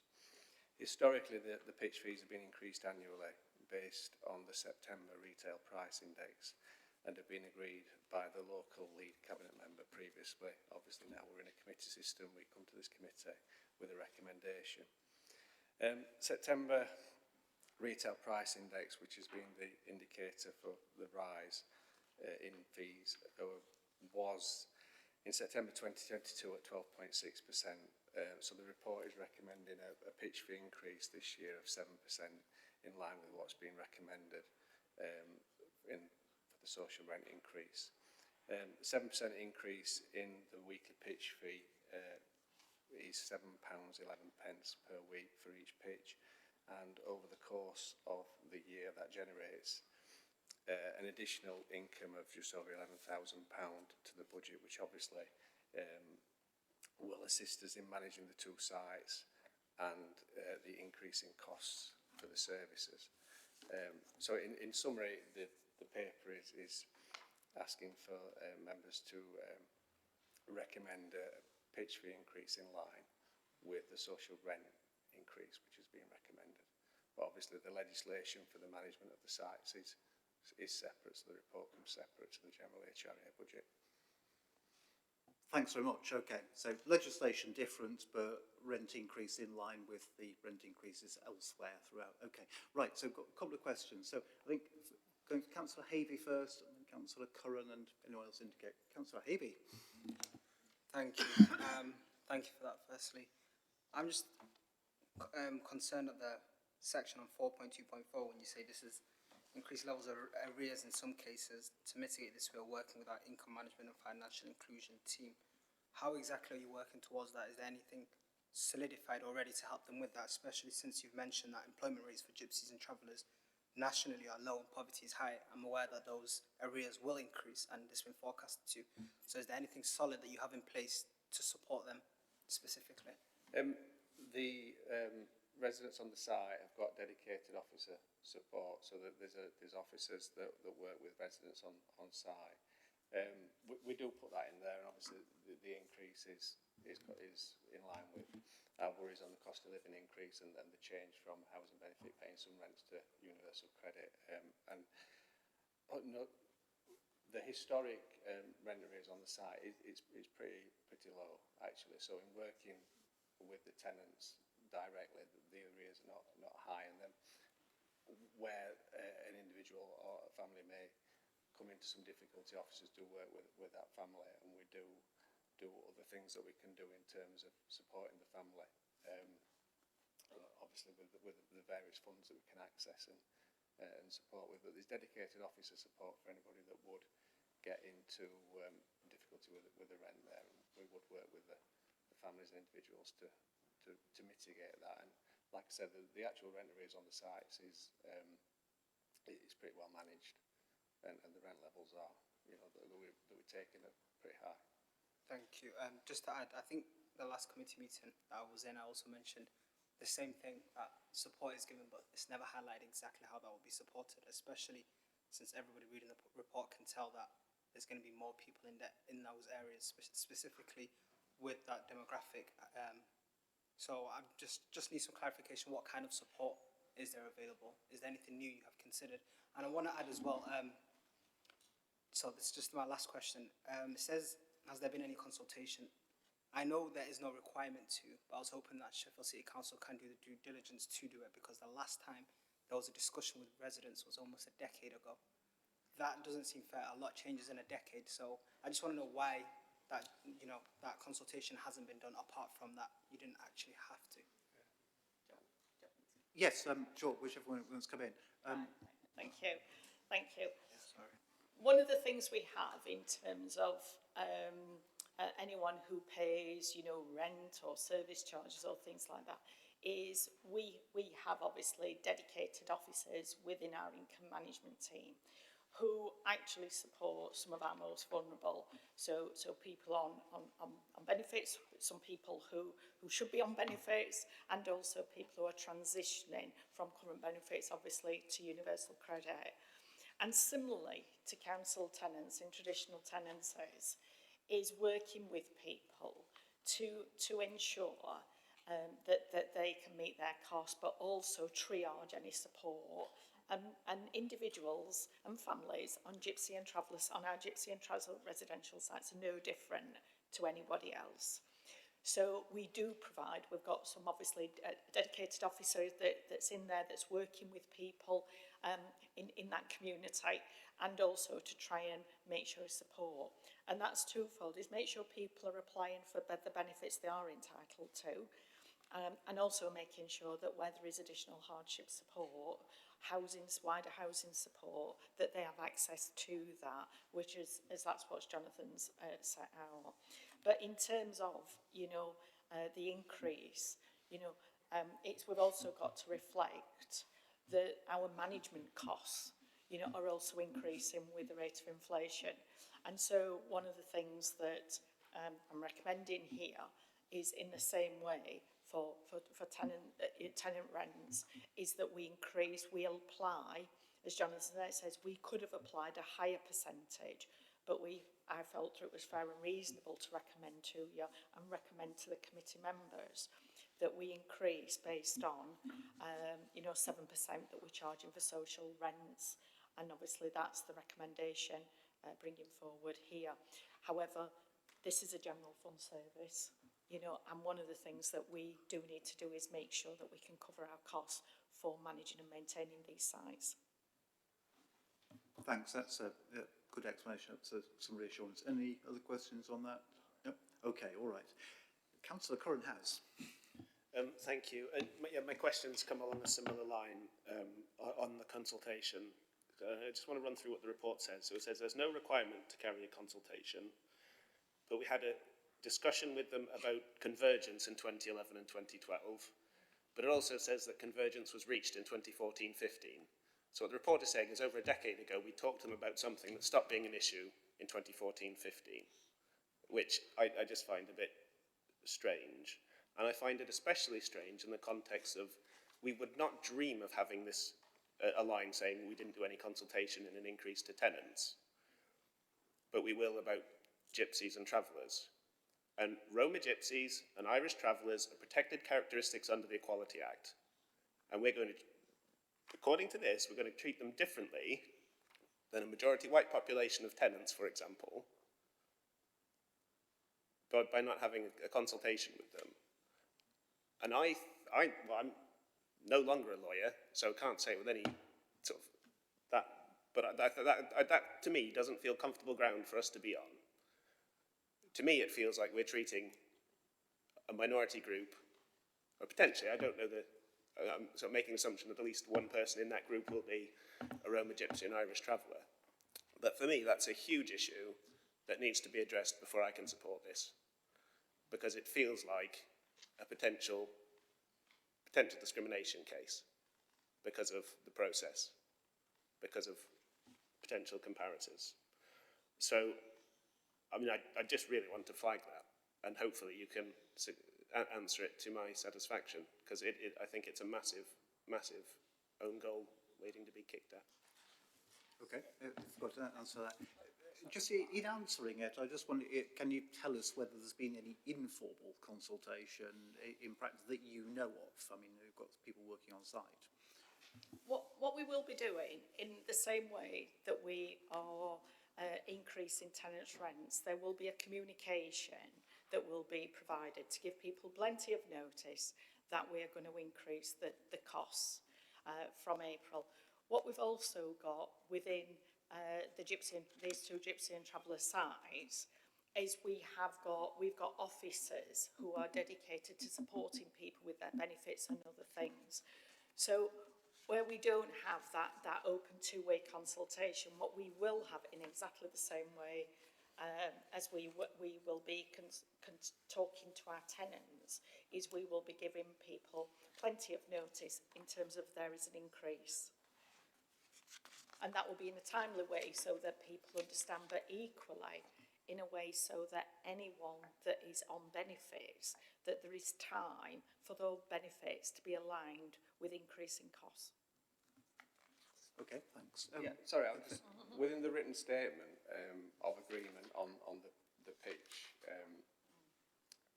the way that we let pitches and the agreement there is obviously detail on how we will assess an increase in the rent, and then obviously we give 28 days notice of the rental increase if that's agreed, and then we would discuss that with the residents at that point. So the point that there's been no consultation, there's been no consultation prior to coming to the committee to ask if you're in agreement to a rental increase in line with social rents. Once that is agreed, we will then talk to the residents on the site, and obviously there's an agreement there where we're required to write to them and they agree to the rental increase, and if there's any points that they don't increase, then there's further sort of consultation and steps to take there. But obviously the point about no consultation is not that we're not consulting and not in discussion with the residents on a regular basis. It's just that we come to the committee not having consulted actual residents on the rent increase, but we will do that formally once you have given us either your agreement or not agreement in that. Okay, thanks for that. I mean, I think, to be fair, what you're saying is there hasn't been actual consultation, and that after, if we make this decision today, then there'll be, a directive from the committee to do that rent increase. But you're saying it'll be done sensitively and so on with the fairly small number of people on the sites there. Okay. Was there something you add? Yeah, I think I just want to say this is no different to the process around increasing rents to people in social housing. So that once a decision is reached, then we will be following obviously the same sort of regulatory responsibilities of providing both a written notice of increase, but also our Gypsum traveller communities, one of the things we do is help to make sure that anybody on benefit, that those benefits are aligned to cope with the increase, and also to make sure if anybody will be in any financial hardship and the support in place. But following that soon as, but this is a proposal for decision, so that once that decision is taken, then our normal practice of consulting with people on increase in rents or charges will commence. Okay, thanks. That's good. I think I'm going to bring Councillor Baker, who's going to ask us some I'm advice. confused, Chair. I wondered if we could have some advice, please. What did you want advice on? Well, I'm confused, and we want the vote to be clear on what we're voting on. We have, like everybody else, we're pleased we've managed to maintain the staffing level on the Gypsy and travel sites, because it looked at one time as we're going to lose that. And this is all part of linked in with the 7% increase that's the same as everybody else. And I'm sorry, but I was a bit confused about the legalities. So I'm asking for a bit of clarity, please, Chair. Right, okay, thanks. I'll bring Bob in a moment. So just to be clear about what we're being asked to, so the recommendation is on page 18, and it is fairly straightforward. So the recommendation is the committee increases the fees for each pitch on the two sites at Longacre and Redmires by 7% from the 17th of April. I don't know why it's 17th of April, but maybe someone can answer that. In fact, before I go to Bob, Jonathan, you've got to answer why it's 17th of April. Yeah. We have to give 365 clear days notice between, there's been 365 clear days between a rental increase, and the decision last year was slightly delayed by 2 weeks. So that's why the date does appear random.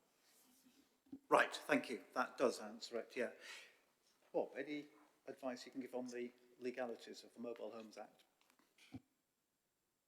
I don't think I'm going to be able to go into detail here about the Act itself. I think the proposal is lawful in that it's seeking, it's proposing that uplift. I think if there is concern about the extent of the process of, and what the process of consultation is, it's referred to in the report as being in line with Appendix 1, which isn't there, so, which is unfortunate. But if members are concerned to ensure that that is complied with, you can add to the recommendation.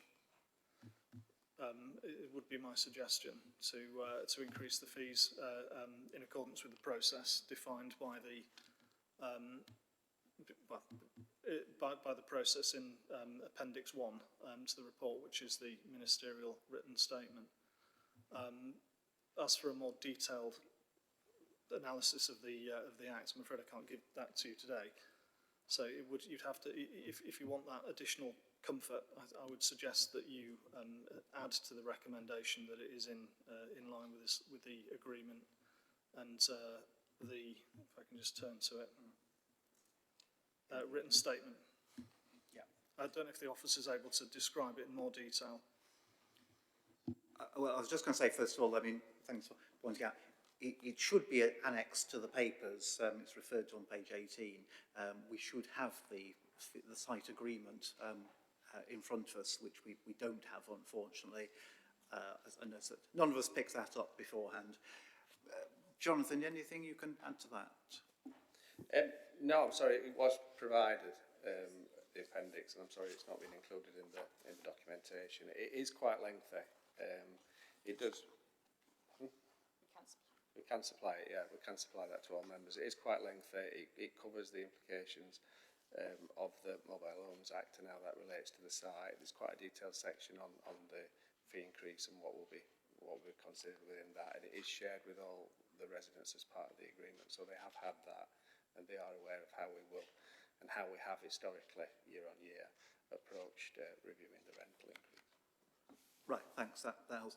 It probably would be useful to circulate it to committee members afterwards, just so we're sure about that. But I think saying the advice is that the agreement that each person has in relation to pitch actually contains a mechanism for some degree of consultation, to the best of our knowledge. So hence the possible recommendation adjustment there. Right, okay. Back to Councillor Curran. Yeah, thanks. I mean, given that for me, there's two things. There's what I said before about the equalities concern. And I know Janet has said that this is the same process as social tenants. It's not, in my mind, it's not, because we consult with HANAP, and okay, HANAP's 3 people, but it's 3 people that get consulted prior to it going to more broadly. The other thing that concerns me is we don't have the appendix, and what you're basically saying is vote for it, and we'll give you the appendix later. And I know it's not your fault that we don't have it, something's got lost in the system. But in what section of your life is it good to make a decision and then find out about it after? Do you know what I mean? So I'm minded to not support this, which, to my mind, the impact would be you'd have to come back next month with the report again, and hopefully all the information, and hopefully be able to answer the equalities question. Is there any major complication that I'm not foreseeing with that?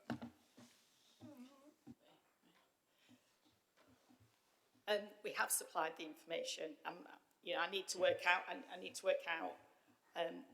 why that hasn't been circulated in the agenda pack. So what that would do is delay the increase. This is obviously quite a tightly, we only have a very, very small resource in managing Gypsum Traveller sites, as we know. And obviously we need to make sure we've got enough money coming in to obviously pay for that resource. But what we can do is resend the documentation to make sure it's comfortable, whether the recommendation could be a subject to members of the committee being happy with the recommendation, to put that caveat in. If that could be considered. Alternatively, we can bring it back next month, and we just accept that. Obviously, what we would do is have a slight delay on increasing the fee for those 2 sites.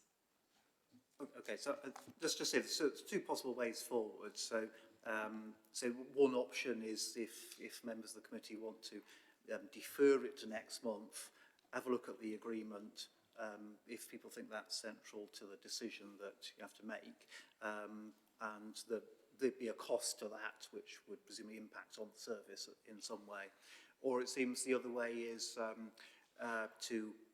if people are satisfied they've got enough information to make the decision on this, to actually make a decision now. I mean, the basic principle seems pretty straightforward. It's either a 7% increase, in which case people have to pay a bit more, or not a 7% increase, in which case there's presumably got to be reductions in the service and probably the people who work on the site. So I guess that's the thing that we have to balance up and make a decision on. So happy to take any proposals for which way people would like to go on that, or indeed if anyone's got anything else. Robert, did you have any other comments from a legal point of view? So, just looking at the report, it's referring to the process and the procedure set out in paragraphs 14 to 18 of the prescribed written statement, which is a matter of public record, so that's already been made. I don't know if the officer is able to quickly turn to that or to assist me in finding it, rather than...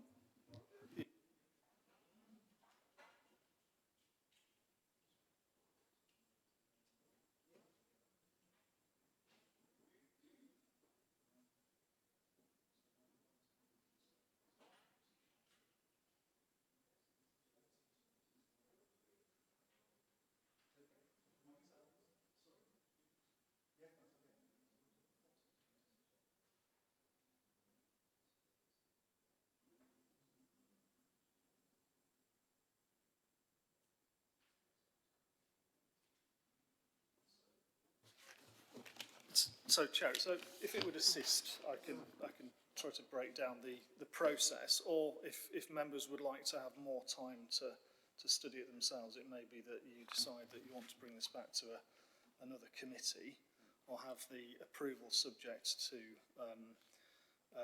yeah, I think it's going to be, it needs to come back to another committee, or I can try and deal with it now in terms of going through the procedure that's set out in the statement. Right, I think there's possibly a danger of getting bogged down in detail, but I've got a couple of indicating they've got things to say. Is it what? Sorry, okay, you're listening to the legal advice, that's good, yeah. You perhaps didn't need to flag up that you're specifically listening to the person who's speaking. Councillor Belbin. Can I just formally propose we defer it to the next meeting? I think the amounts of money involved are trivial, really, for if we look at this in March and then we just get we get a properly informed decision. Right, so yeah, proposal to defer it. We can then circulate the agreement, presumably. Perhaps we could just have a bit of a discussion offline and get ourselves straightened out in advice of this. Presumably there will be a small cost implication to that on the service, but I'm sure we could manage that, couldn't we? So you're proposing we defer it. Should be able to fit on the next agenda if we don't waste too much time. Seconder for that proposal? Ben, proposing that? Okay. Should we just do a vote on that? Everyone happy? All right, so those in favour of deferring this until the next Housing Committee meeting? Yeah, should we do that? So we'll do that unanimously, okay. Well, sorry, it's been slightly messy. Thanks for this. Sorry, actually, that none of us picked up on the fact that the agreement hadn't been circulated, but we'll need to look at that before the next meeting. Okay, thanks very much, anyway. Thanks for your help there. Okay, so let's move on through the next item. So the next one is about procurement of hotel and B&B accommodation. So, again, welcome to the desk. Do you want to introduce yourself? And presumably you'll take us through the paper, which we'll find on page 23 of the main pack. Thank you, Chair. It's David Stevenson, Business Change Manager in the Housing and Neighbourhoods Directorate. So the report, which has been circulated with members, is proposing a procurement exercise for up to 150 hotel and B&B bed spaces over a 2-year period. The purpose for procuring these bed spaces would be for use as temporary accommodation for customers presenting as homeless. There are several duties which are sort of commonly badged together as temporary accommodation. The report does go into detail on these, but I won't go through it verbally now, but happy to take any questions on it. Essentially, because we have significant pressure on our homelessness services and on our dedicated temporary accommodation schemes, we are using already hotel and B&B accommodation for temporary accommodation purposes. So I would like to say that in this report, we're not seeking to increase our use of hotel and B&B accommodation. We're simply saying how we wish to source and procure it. Currently, our approach is spot booking hotels, and this presents a range of issues for our customers and for the council. For our customers who are placed in hotels for temporary accommodation purposes, they may be moved between hotels because we do spot book hotel beds as they become available to us, and that can be very distressing for our customers, understandably. Secondly, in terms of officer time, an excessive amount of officer time is used in spot booking hotel and B&B beds because, as I mentioned, because we do spot book, hotel beds need to be sourced on a nightly basis. And finally, for sort of cost management purposes, because we do pay for hotel beds on a nightly rate, there's a lot of variation in what we get charged, and we're in a poor position to negotiate. A procurement would result in SCC having a fixed source of hotel beds available with agreed nightly rates. We would have exclusive use of these beds, and also we could obviously specify in the procurement appropriate health and safety measures and any other measures that we would deem necessary. There is a significant cost to this, but I would advise members of the committee that we are already incurring this cost through the spot booking approach. I should also say, just finally on this, we do wish to eliminate our use of hotels for temporary accommodation, and that was actually a priority within the homelessness prevention strategy, which this committee recently saw and signed off. And just briefly, I would like to say a bit about what we're going to do in terms of that in that medium to longer term. So Janet's probably in a better position to advise on this, but we as I understand, do have new build TA sites in the stock increase programme, which would obviously mean that we would have more temporary accommodation beds and our own managed schemes available to us. We also want to be improving our homelessness prevention and outcomes as per the homelessness prevention strategy. And if we can get more successful homelessness preventions, we will need less temporary accommodation because we can prevent people from becoming homeless. And just finally, we are also at the moment looking at what other housing options are available to us as a council in terms of discharge of homeless duty. We've already heard in this committee meeting today about the scarcity of council stock. So we do at the moment use safe and affordable private rented sector property, but we're looking at other options in this sector too. And if we have more discharge options, we can move people on quicker from temporary accommodation. And that again will mean that we won't need as much TA to meet that demand. I hope that's a useful summary and happy to take any questions along with Janet. Thank you. Thanks so much, David. That's a nice, clear, concise summary of the report there. Yeah, so before I bring Councillor Wood in, I think it's just worth everyone having a look on page 26 of the graph there under section 1.10, which just shows the level of the use of temporary accommodation in hotels and B&Bs that we're having to use because of, and it's just a reflection of the number of people who are in that crisis situation at the moment and why it's such an issue there.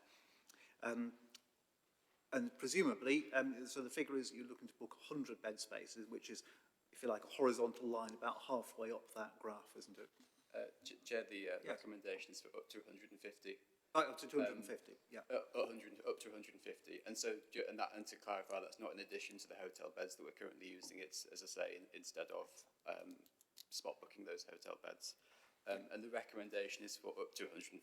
So I guess as officers, that recommendation is giving us flexibility that we don't have to procure 150, but it would give us permission to procure up to 150. I do also mention I think, I can't remember the exact point in the report, but in year 2 of the contract, we want to put in a clause that would allow us to reduce the number of that block booking, obviously in line with the Homelessness Reduction Act. If we are not, Homelessness Prevention Strategy, apologies, if we don't need as many beds in hotels, we'll then be able to scale it back down in that second year of that contract. Yes, that's absolutely right. 2.6 is the paragraph you're looking for, and exactly that point. Right, okay, so the question is, Councillor Wood, you've got something you want to ask, yeah. I am very disappointed that 4 years ago we started looking at acquiring extra temporary accommodation. Without exception, every site we brought forward was rejected by local councillors irrelevant of political party. We now see the general fund having to pay out potentially millions more. We need to get these units built. My question is, what is the cumulative total cost? I worked it out in excess of £4 million from the general fund. We have no alternative to support this. Thanks, Paul. Any comment you can put to that? Obviously, we do need more temporary accommodation. I think that's something we all agree on. Yeah, absolutely. We need more temporary accommodation. We've got at any one time around about 500 people in emergency and temporary accommodation. We have made provision within the stock increase programme, a number of sites to be brought forward. And they're obviously coming forward. They will take, 2 or 3 years to be able to be built out. We also, so one of the things long term we want to do is reduce hotel accommodation, but in the short term, we are going to need it, and our current arrangements don't represent value for money. And also this will enable us to identify, better quality units that are better to support individuals' needs. So rather than spot booking, this enables us to go out to the market and get some quality units. And as we know, the temporary accommodation build programme has been delayed for a whole range of reasons. We've got the first site that should be coming forward next year. And then obviously the years after that, the remaining 2. But in that meantime, we've got huge pressures on homelessness at the moment. And one of the things that we are doing at the moment is taking many hundreds of dispersed units from many estates in the city. And, and some of these individuals need quite a lot of support. And I think that's difficult to be providing and in the way that we're presently providing it.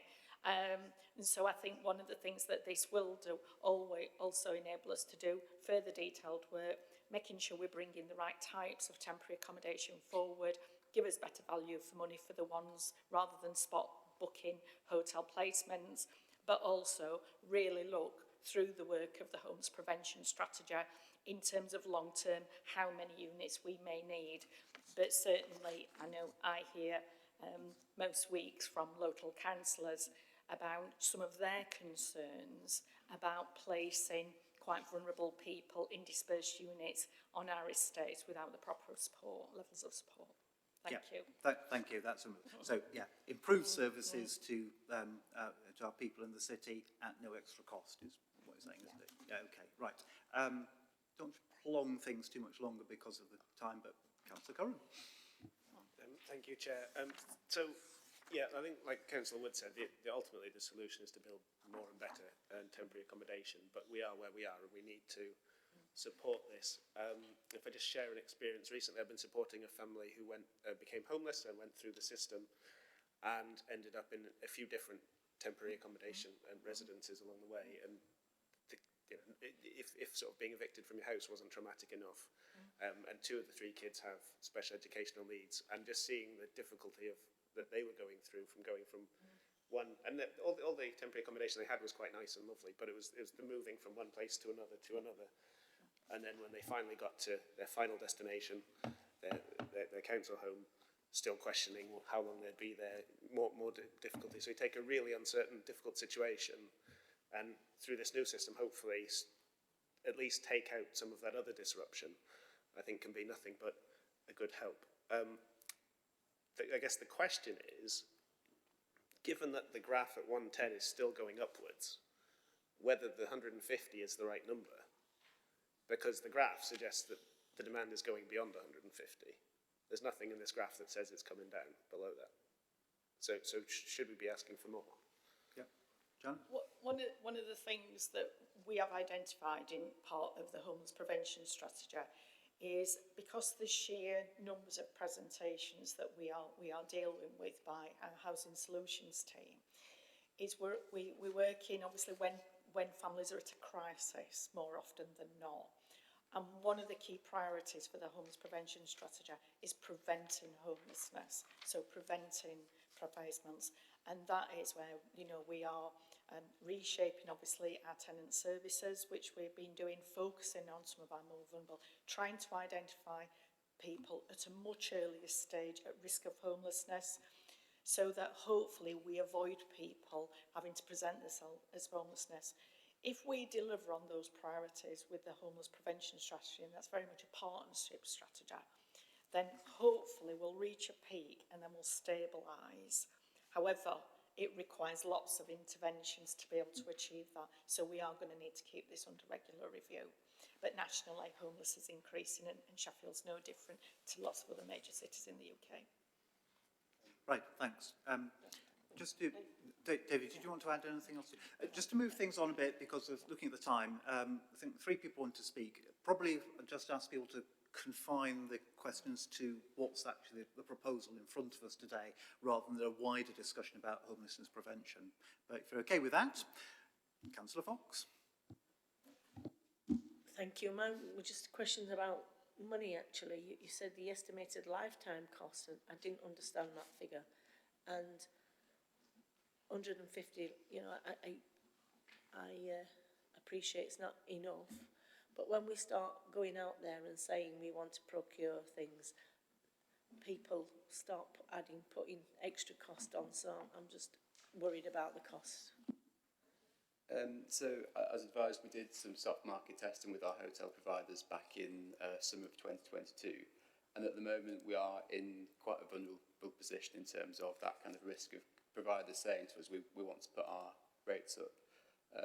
However, the response that we did get back from the soft market test means that we think that in the local sort of Sheffield market there's enough of a demand for it to be competitive. So we are confident that we can, from this procurement, get an agreed nightly rate, which we will then be able to do our budget management around a lot better. So I suppose I appreciate your concerns, but I suppose in terms of those enhanced costs, we're going to be paying them whether we spot book or whether we do a procurement. But I do think via a procurement we can get at least sort of certainty of cost in terms of when we're doing our budget management and sort of budget forecasting going forward. So hopefully this will kind of be beneficial towards that.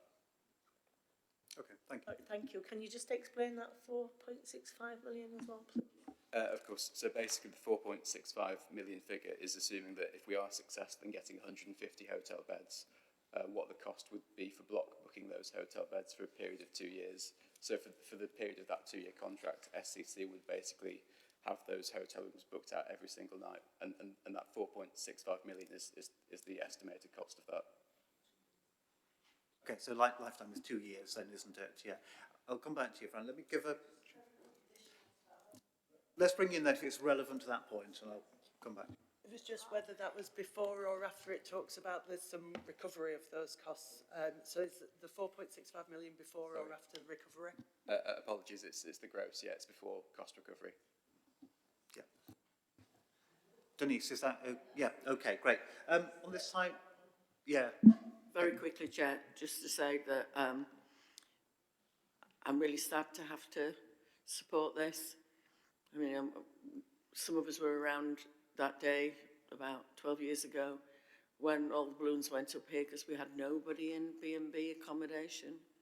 It was a fantastic feeling. We are so long away from that now. But as has been said by Councillor Curran, when people are in these difficult positions, they're very vulnerable. And to take away the having to wait, to have a room allocated, to take away, have I got it for 1 day or have I got as long as I need it, is showing respect to that individual. And when the officers presented it to us in another meeting, I was impressed by the way the respect to those individuals was shown, and I wanted to minute that, Chair. Thank you. Yeah, thank you. I think it's important to have respect for people who are going through a bad time when if you have to end up in temporary accommodation, as so many people do at some point in their lives. Councillor Thorne, did you have something to add? Yeah, I just have a quick question, if that's all right, Chair. I just wanted to ask a little question on 4.2.4, which is on 29, just about the procurement process itself. I'm assuming as we're obviously all very aware of how the diversity of need of the people that we're going to be supporting throughout this process, and so that not everyone will be technically suitable to be put on the same site altogether. So advertising this as one single lot will require a provider that can provide multiple sites, and that they will provide that as one single site themselves. So does that not then, can you explain to me just how that ensures the spread and the type that we need, but also would that not automatically exclude, say, smaller B&B providers that may actually be willing to engage in this process and want to be willing to provide some temporary accommodation and work with us and do some good for the city, for the people that are really struggling? Does not advertising it as one single lot not actually automatically exclude them from being able to take part in this process? I'd advise not necessarily. I think in terms of it being one single lot, our preference would be to manage it as a single sort of contract to make it make the commercial side of it easier. We do believe we can get within that the variety that we need. However, obviously we will be working with colleagues in procurement throughout this, and if we're not able to do that, then we'll have to look at sort of splitting up into multiple lots. And we do work with some really fantastic providers who are willing to really work with us to accommodate people that are very vulnerable, and we really do appreciate the work that they've been doing with us in partnership. I suppose I don't think this necessarily excludes it. I think we'll just have to see what comes out of the procurement exercise, and I suppose until we do that, it's a bit of a closed box in terms of understanding what exact responses we get forward. But I don't think we're looking certainly to rule out any sort of smaller companies. It's just that I suppose we don't know yet what will come of the procurement. That's probably what I'm able to say. Yeah, okay. Thanks. I think that's a good point actually about supporting the right sort of businesses and also getting the right sort of accommodation, as in not too big, not too small, but just right in the middle. Okay, are we happy to have a look at this? So page 24 has got the recommendation on there. So we're proposing to authorise officers to conduct a procurement exercise to block book up to 150 beds for a 2-year period with an option to reduce the number of beds by up to 100 in year 2. If we need to increase, that will be something else. And then recommendation 2 is to appoint the preferred bidder following that exercise. Can I take a show of hands for everyone who's prepared to support that? Join that. That's unanimous again, isn't it? Okay, unanimous, noted. Thank you very much. So next one is the damp and mould show. So so that's the separate paper you've got there. So the reason this came in late is because the purpose of this report really is to get in front of us and in front of the public the response to government on issues about damp and mould in the private rented sector. It correctly says private rented sector on the report itself. Unfortunately, on the agenda listing, it refers to damp and mould in social housing. So just be clear, it's not social housing, it's primarily in the private rented sector. Have the report there. Janet, are you going to say a few words on this? I think it's largely for information, isn't it? Yes, it is for the committee to note.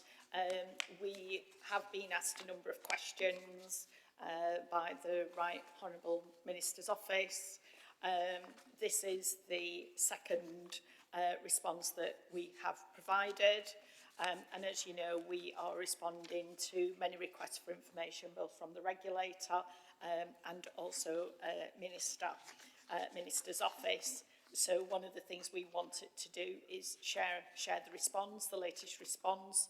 Huge amounts of work has got to take place in the task force work that we are doing. But one of the things that we wanted to do was to share this with committee. Not planning to go through the submission, but obviously what hopefully committee can be assured of is that there are some significant areas of work that we need to carry out to assure ourselves on individuals living in private sector housing and private sector housing condition, and that will come back to this committee as part of regular updates from the task force to this committee on progress that we are making. Thank you. Yeah, I think we all appreciate the focus on damp and mould now. There is the officer task group and it will be coming back to this committee. So it's something to keep aware of. Councillor Belbin indicating. Thanks, and thanks for the statistics that you've provided in here, and it's good to see that the report references selective licensing as potentially a way forward for problems within the private sector. I know that question 5 does ask about prioritising enforcement across all tenures, so I just wanted to ask quickly about that because I know we had a really useful meeting with some of the registered social landlords about this the other day, where we were talking about some of the things they were doing to prioritise damp and mould. I was really pleased to hear about the work that we're doing as a council in terms of triaging with GPs and medical practices, and I wanted to check firstly, does that work cover the private sector as well, or was that in terms of that triaging with GPs? And secondly, just in terms of some of the other things that the RSLs indicated they were doing in terms of proactively encouraging their tenants to report, are we doing anything proactively, both with our own tenants but also across the private sector, to encourage more reporting? Thank you. In terms of the task force, it's going to cover all rented. So it's looking at our own directly owned council properties. It will be looking at the private rented sector, and also one of the things that we are doing following obviously the meeting, and certainly we have a strategic housing forum where we meet with lead housing associations that operate in Sheffield. And we've had really good engagement with them and sharing what they are doing. And the aim of the task force is to have that oversight of what's happening and then be able to bring that back. Huge amount of work is taking place by all landlords in the city, and that includes landlords in the private rented sector who are doing as well some amazing work in feeding that back to us, as are some of the housing associations. But one of the things that we are wanting to do with the task force is look at accommodation in the city. and also working closely with the regulator, and our housing associations are always also responsible for reporting to the regulator, and making sure we understand what the scale of the issues are in the city. Thank you. That's so important. Right. I'm sorry, one more quick question. I just wanted to thank the people. We've had colleagues come forward from Sheffield Hallam University as well, who've offered to support this work. And I know one of the things they've offered to do is a briefing for members of this committee that looks at the link with fuel poverty, and it'd be great to see if we could get that scheduled. Yeah, we will do. To thank the member, publicly thank those colleagues for coming forward. Absolutely. Yep, I'm sure we could all endorse that, couldn't we? And be useful to look forward to that briefing. Okay, well, this is for noting, and it's be coming back to the agenda. Is it coming in March that we've got damp and mould? We could look at the work plan. I think we're bringing private sector housing report regulations to the March meeting. One of the things we probably need to do is speak with members of the committee, because March is looking a little bit busy in terms of its forward plan. But if we can if we can look at the forward plan at the next available knowledge group meeting, then obviously what we can do is schedule in a report back from the task force to the first available meeting. Right, okay, well, thanks very much. And of course, we have just added to the March meeting with a pitch fee increase.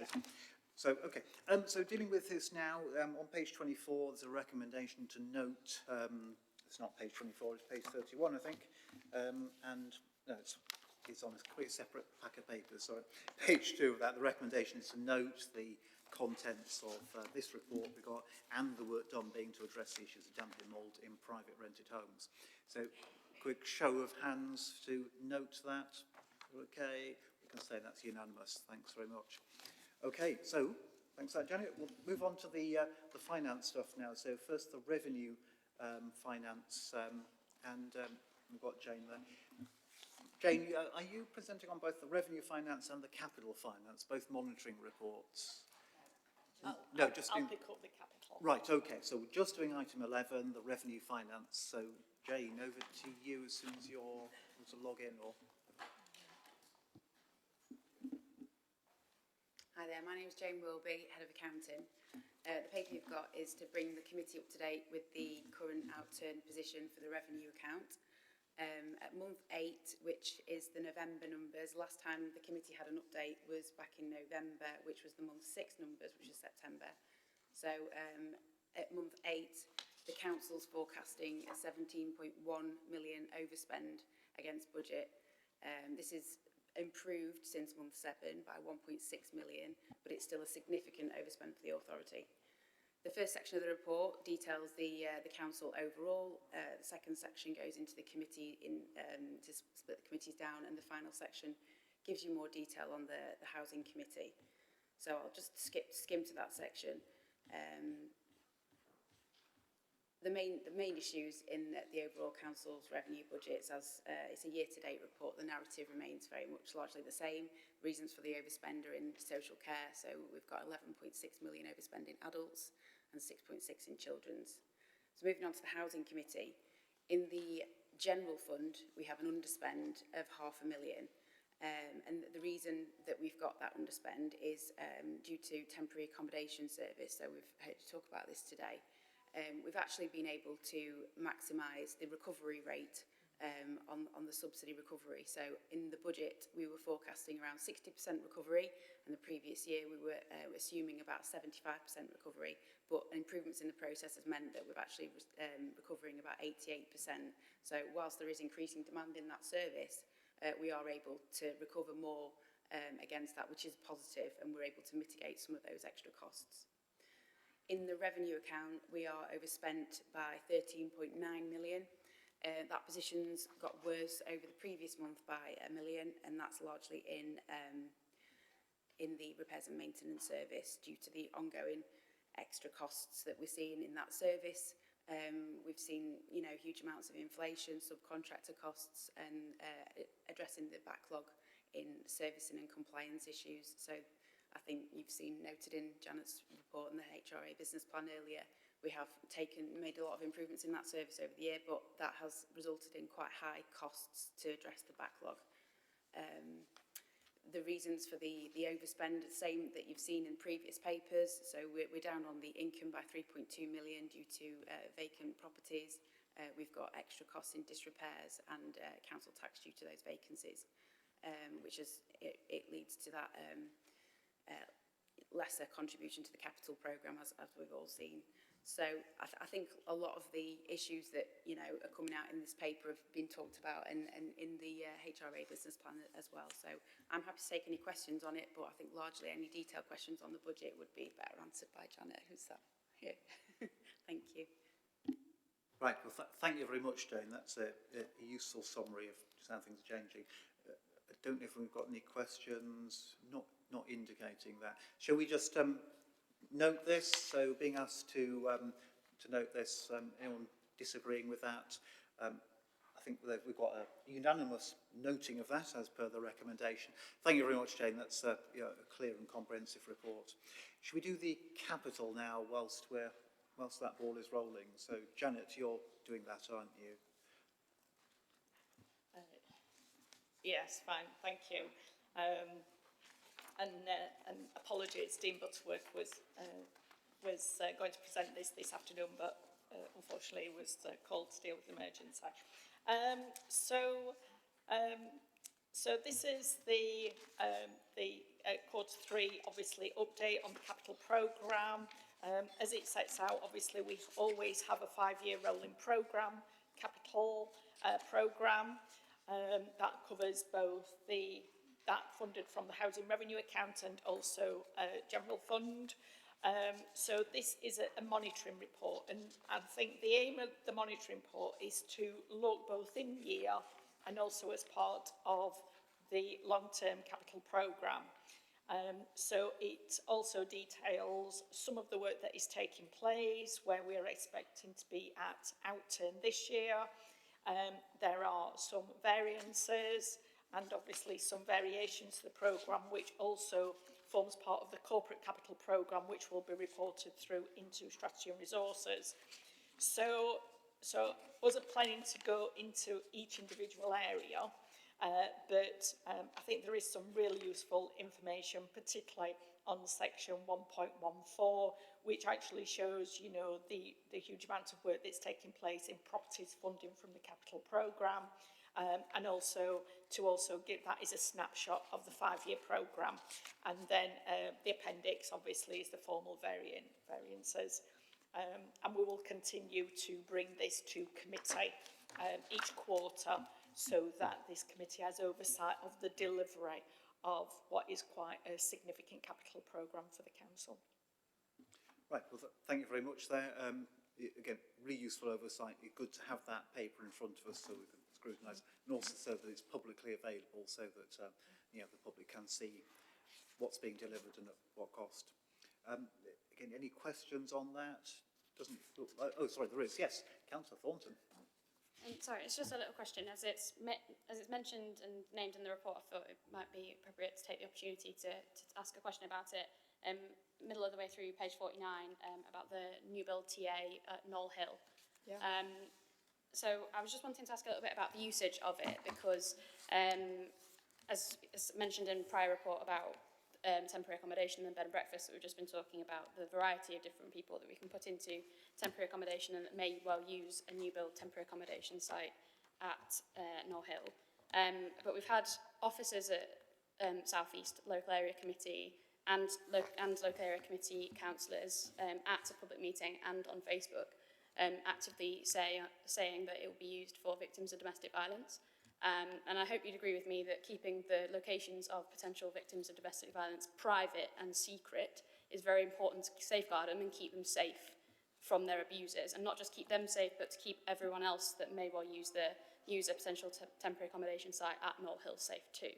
I don't know whether you therefore think that might have potentially compromised the future use of Knoll Hill as a temporary accommodation site, or what your thoughts are on that. I think it's very worrying if we're actually disclosing the use of a site for temporary accommodation when we know we may well be placing very, very vulnerable people.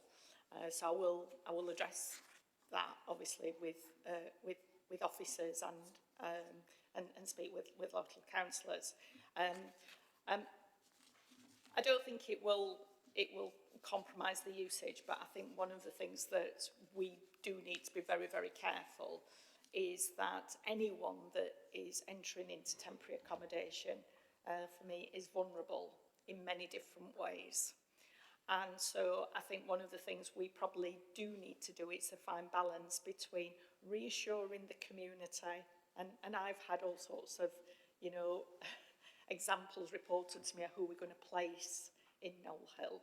So giving enough reassurance to community that it will be well managed, it will have 24/7 services, it will have assessment on site, it will be protecting some of our most vulnerable, as well as you know, helping people to be able to move on from temporary accommodation and live safely elsewhere and have a long-term home, whilst also you know, making sure that we protect the confidentiality of any placements in Knoll Hill. I think we're a long way from actually building Knoll Hill, but I certainly think that we probably need to go back and speak with local councillors and maybe residents around how much information we can share about the planned use moving forward, and actually to protect the safety of anyone that eventually is placed in Knoll Hill.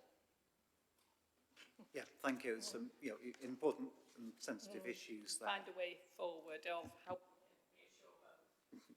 Yes, I think it is helpful. I mean, it's good to get that out there, just to remind people of the sensitivity of, and as you said, the vulnerability of anyone who's in temporary accommodation. But also, to be fair, actually, there's a lot of people who are very vulnerable who are not in temporary accommodation, and security is often an issue. I think probably what is important to say is, whenever one of the advantages of having a new build temporary accommodation scheme is about security and the fact it will be well managed and secure on site, which is one of the big improvements around having the use of dispersed temporary accommodation around the city. So, yeah, good point, well made. Right, okay, so no other questions on that. So formally we're, again, noting the capital report, aren't we? Find the recommendation on page 42, yeah, to note the Housing Capital Programme forecasting and budget position at the end of period 9. So everyone happy with that? Yeah, nods all round, no dissent? Okay, we'll keep that as unanimous on that item. So we're now on to the final bit about the work plan, work programme, so item 13. So the paper's on page 53. Rachel, are you going to take us through this? Thank you. Thank you, Chair. I'm Rachel Marshall, Principal Democratic Services Officer. If I can draw members' attention to page 53, which is where the work programme starts. If you leaf over to page 54, there'll be a set of recommendations at the top, 1 to 3, for the committee to agree. What I would like to point out, please, is in section 2, there's been a referral from council in December, and then the details of that follow through onto page 55, and proposed action for that is detailed on page 56. Moving on from that is new items on page 57 and any amendments, and then following on from that is the work programme moving forwards for the rest of the year. So I'll pass back to you, Chair, if you want to get that agreed, please. Yes, thank you, Rachel. So, yeah, so that's it. Yes, Councillor Baker. Thank you, Councillor Johnson. In line with comments that have been made by members earlier, should we not be adding to the work programme the work regarding tenants' consultation? Yep, thoughts on that? I mean, Janet, you're nodding.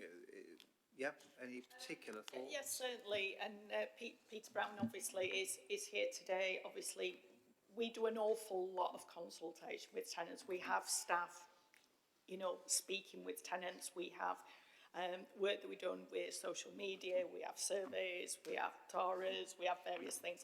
However, and we've agreed obviously a whole set of landlord commitments with tenants. So one of the things probably we haven't brought out of the HRA business plan report is about how we involve tenants now, and in future how we might involve tenants. And I think that would be helpful to bring back to committee and to share the work. But also, you know, we're really keen to work with local area committees and any other infrastructure that we put in place. There is certainly a willingness to do more on involvement, and that's so. If we're happy to table that when either is appropriate, that is fairly straightforward for us to bring forward for committee. Yes. Jack, can it be quite a broad thing so that we can look at new ideas and tenants' ideas, so that we could, a piece of work we could do to include and involve tenants, and you know, just a broad comment, so nothing's excluded is what I'm trying to say. That's, I think, quite helpful. So just note, there is an item on service charges and consultation arrangements that's on the work plan, but with no date allocated to it. That might be a slightly separate thing, but I think, you know, the idea of having a sort of broader approach, a review of tenants' engagement and participation will probably be a good thing at some point. Just not sure when it's going to be, and if the March agenda is already quite full, we're probably looking at sometime after the election for a piece of work on that. I don't think that matters. I think we have to do it properly, and we tenants have to be happy by the way of the way we do it. So it's down to a lot of us to talk to tenants and bring the information forward, and to perhaps bring tenants to us to bring their experience. Just don't want any doors closing, to be nice and open, so we can hopefully work for a very modern, up-to-date tenants' participation programme, for want of a better word. Yep, thank you. So tenant participation there, yeah. Okay, over this side. Who's going first? Ben, Fran? Yeah, I mean, I'd agree with that. I do think that participation and engagement is different to just consultation, but I'd also want to look even a bit further again. If you look at what tenants want to be consulted on our estates, actually it's not just our tenants, it's your social housing tenants, it's the owner-occupiers that are all part of you know, what that estate is part of. So I would agree, we want to make it as broad as possible and not just focus on council tenants. So the service charge might not be the appropriate place to do that, and we might want to think more broadly about it. Yep, I'd endorse all that, yes. Ben, did you have anything else to add? Or... Right, I think we might as well move on to that different point then. Thanks, Chair. It was just about the net zero roadmap. So at the beginning of the year, it was on the list of items that we put on, but to which no date was yet agreed. But we're sort of given the impression that at the back end of the municipal year, it might be ready for us to talk about. And it's really sad to see that it's still down with no date for it to be set. So if at all possible, I think we should try and get that onto our March agenda. I know it's busy, etc., but it's such a pressing issue. And I just wanted to spare that it's actually still down on the list where it's no date to be agreed. I would have thought on a committee under the leadership of the Green Party, where tackling climate change is their raison d'etre, that they could have brought forward a report on net zero over the course of a year, and instead of setting Sheffield's climate housing ambitions back by a year through their lost year of leadership. Sorry, I wasn't listening to everything you said, Ben. We talk about the net zero item on there. Yeah, it was basically you failed this year to bring it forward. Yeah, okay. Can you try harder, please? Yes, you might be making a bit of a political point, but yes. I mean, I think... So you are, right. Yeah, I mean, I think that's fine. I don't know when we're going to get this on. We perhaps need to have a look at this. So probably at the next pre-agenda meeting to work out what we can actually get onto the March agenda and so on. I suppose just my observation, of course, is that even routine items often don't take quite a long time to talk through when everyone wants to make a speech about them, and that is going to limit the amount of stuff we can have on the agenda. But, okay, as a priority, yeah, that's good. I'd certainly support that coming up there. Any other questions? Oh, sorry, Denise, beg your pardon. Thank you, Chair. I would like to add to the programme, it's not on already, the housing company. I don't know if we ever get to scrutinise that, or where is the accountability? So just a question on that, is it worth us starting on that with getting a briefing for the committee, one of the knowledge briefings, so in writing with a verbal briefing on the sort of current position of the Sheffield Housing Company? I think that would be quite important, especially given that we're all talking about, you know, other ways of getting the stock increase programme. Shall we, Janet, can you take that to feed into a knowledge briefing at some point as soon as we can on Sheffield Housing Company? Been over a year since we brought forward a presentation on Sheffield Housing Company, so we can arrange for that to be diaried out and updated. Yeah. Great. Okay. Thanks. If we're done on that, we're nearly at 4:30. I think we're asked to vote on the various things that Rachel has told us about, which are listed on page 54 of the report there. So recommendations, which are completely standard for the work plan, you have them there in front of you. Is everyone happy to, to endorse what's written there? And we've got, I think, a plan to deal with those things being flagged up today. Quick show of hands, is that okay for the record? Yeah, no one dissenting? Right, okay, so you've got a unanimous decision on that, Rachel, that's good. And that is the last item there, so despite the saying that some people talk too much, we're coming just on time, so thanks everyone, amazing. Who knows, Ben, who knows? But yeah, thank you all for attending, and thank you to all the officers for supporting, and to anyone who's watching. Cheers, bye.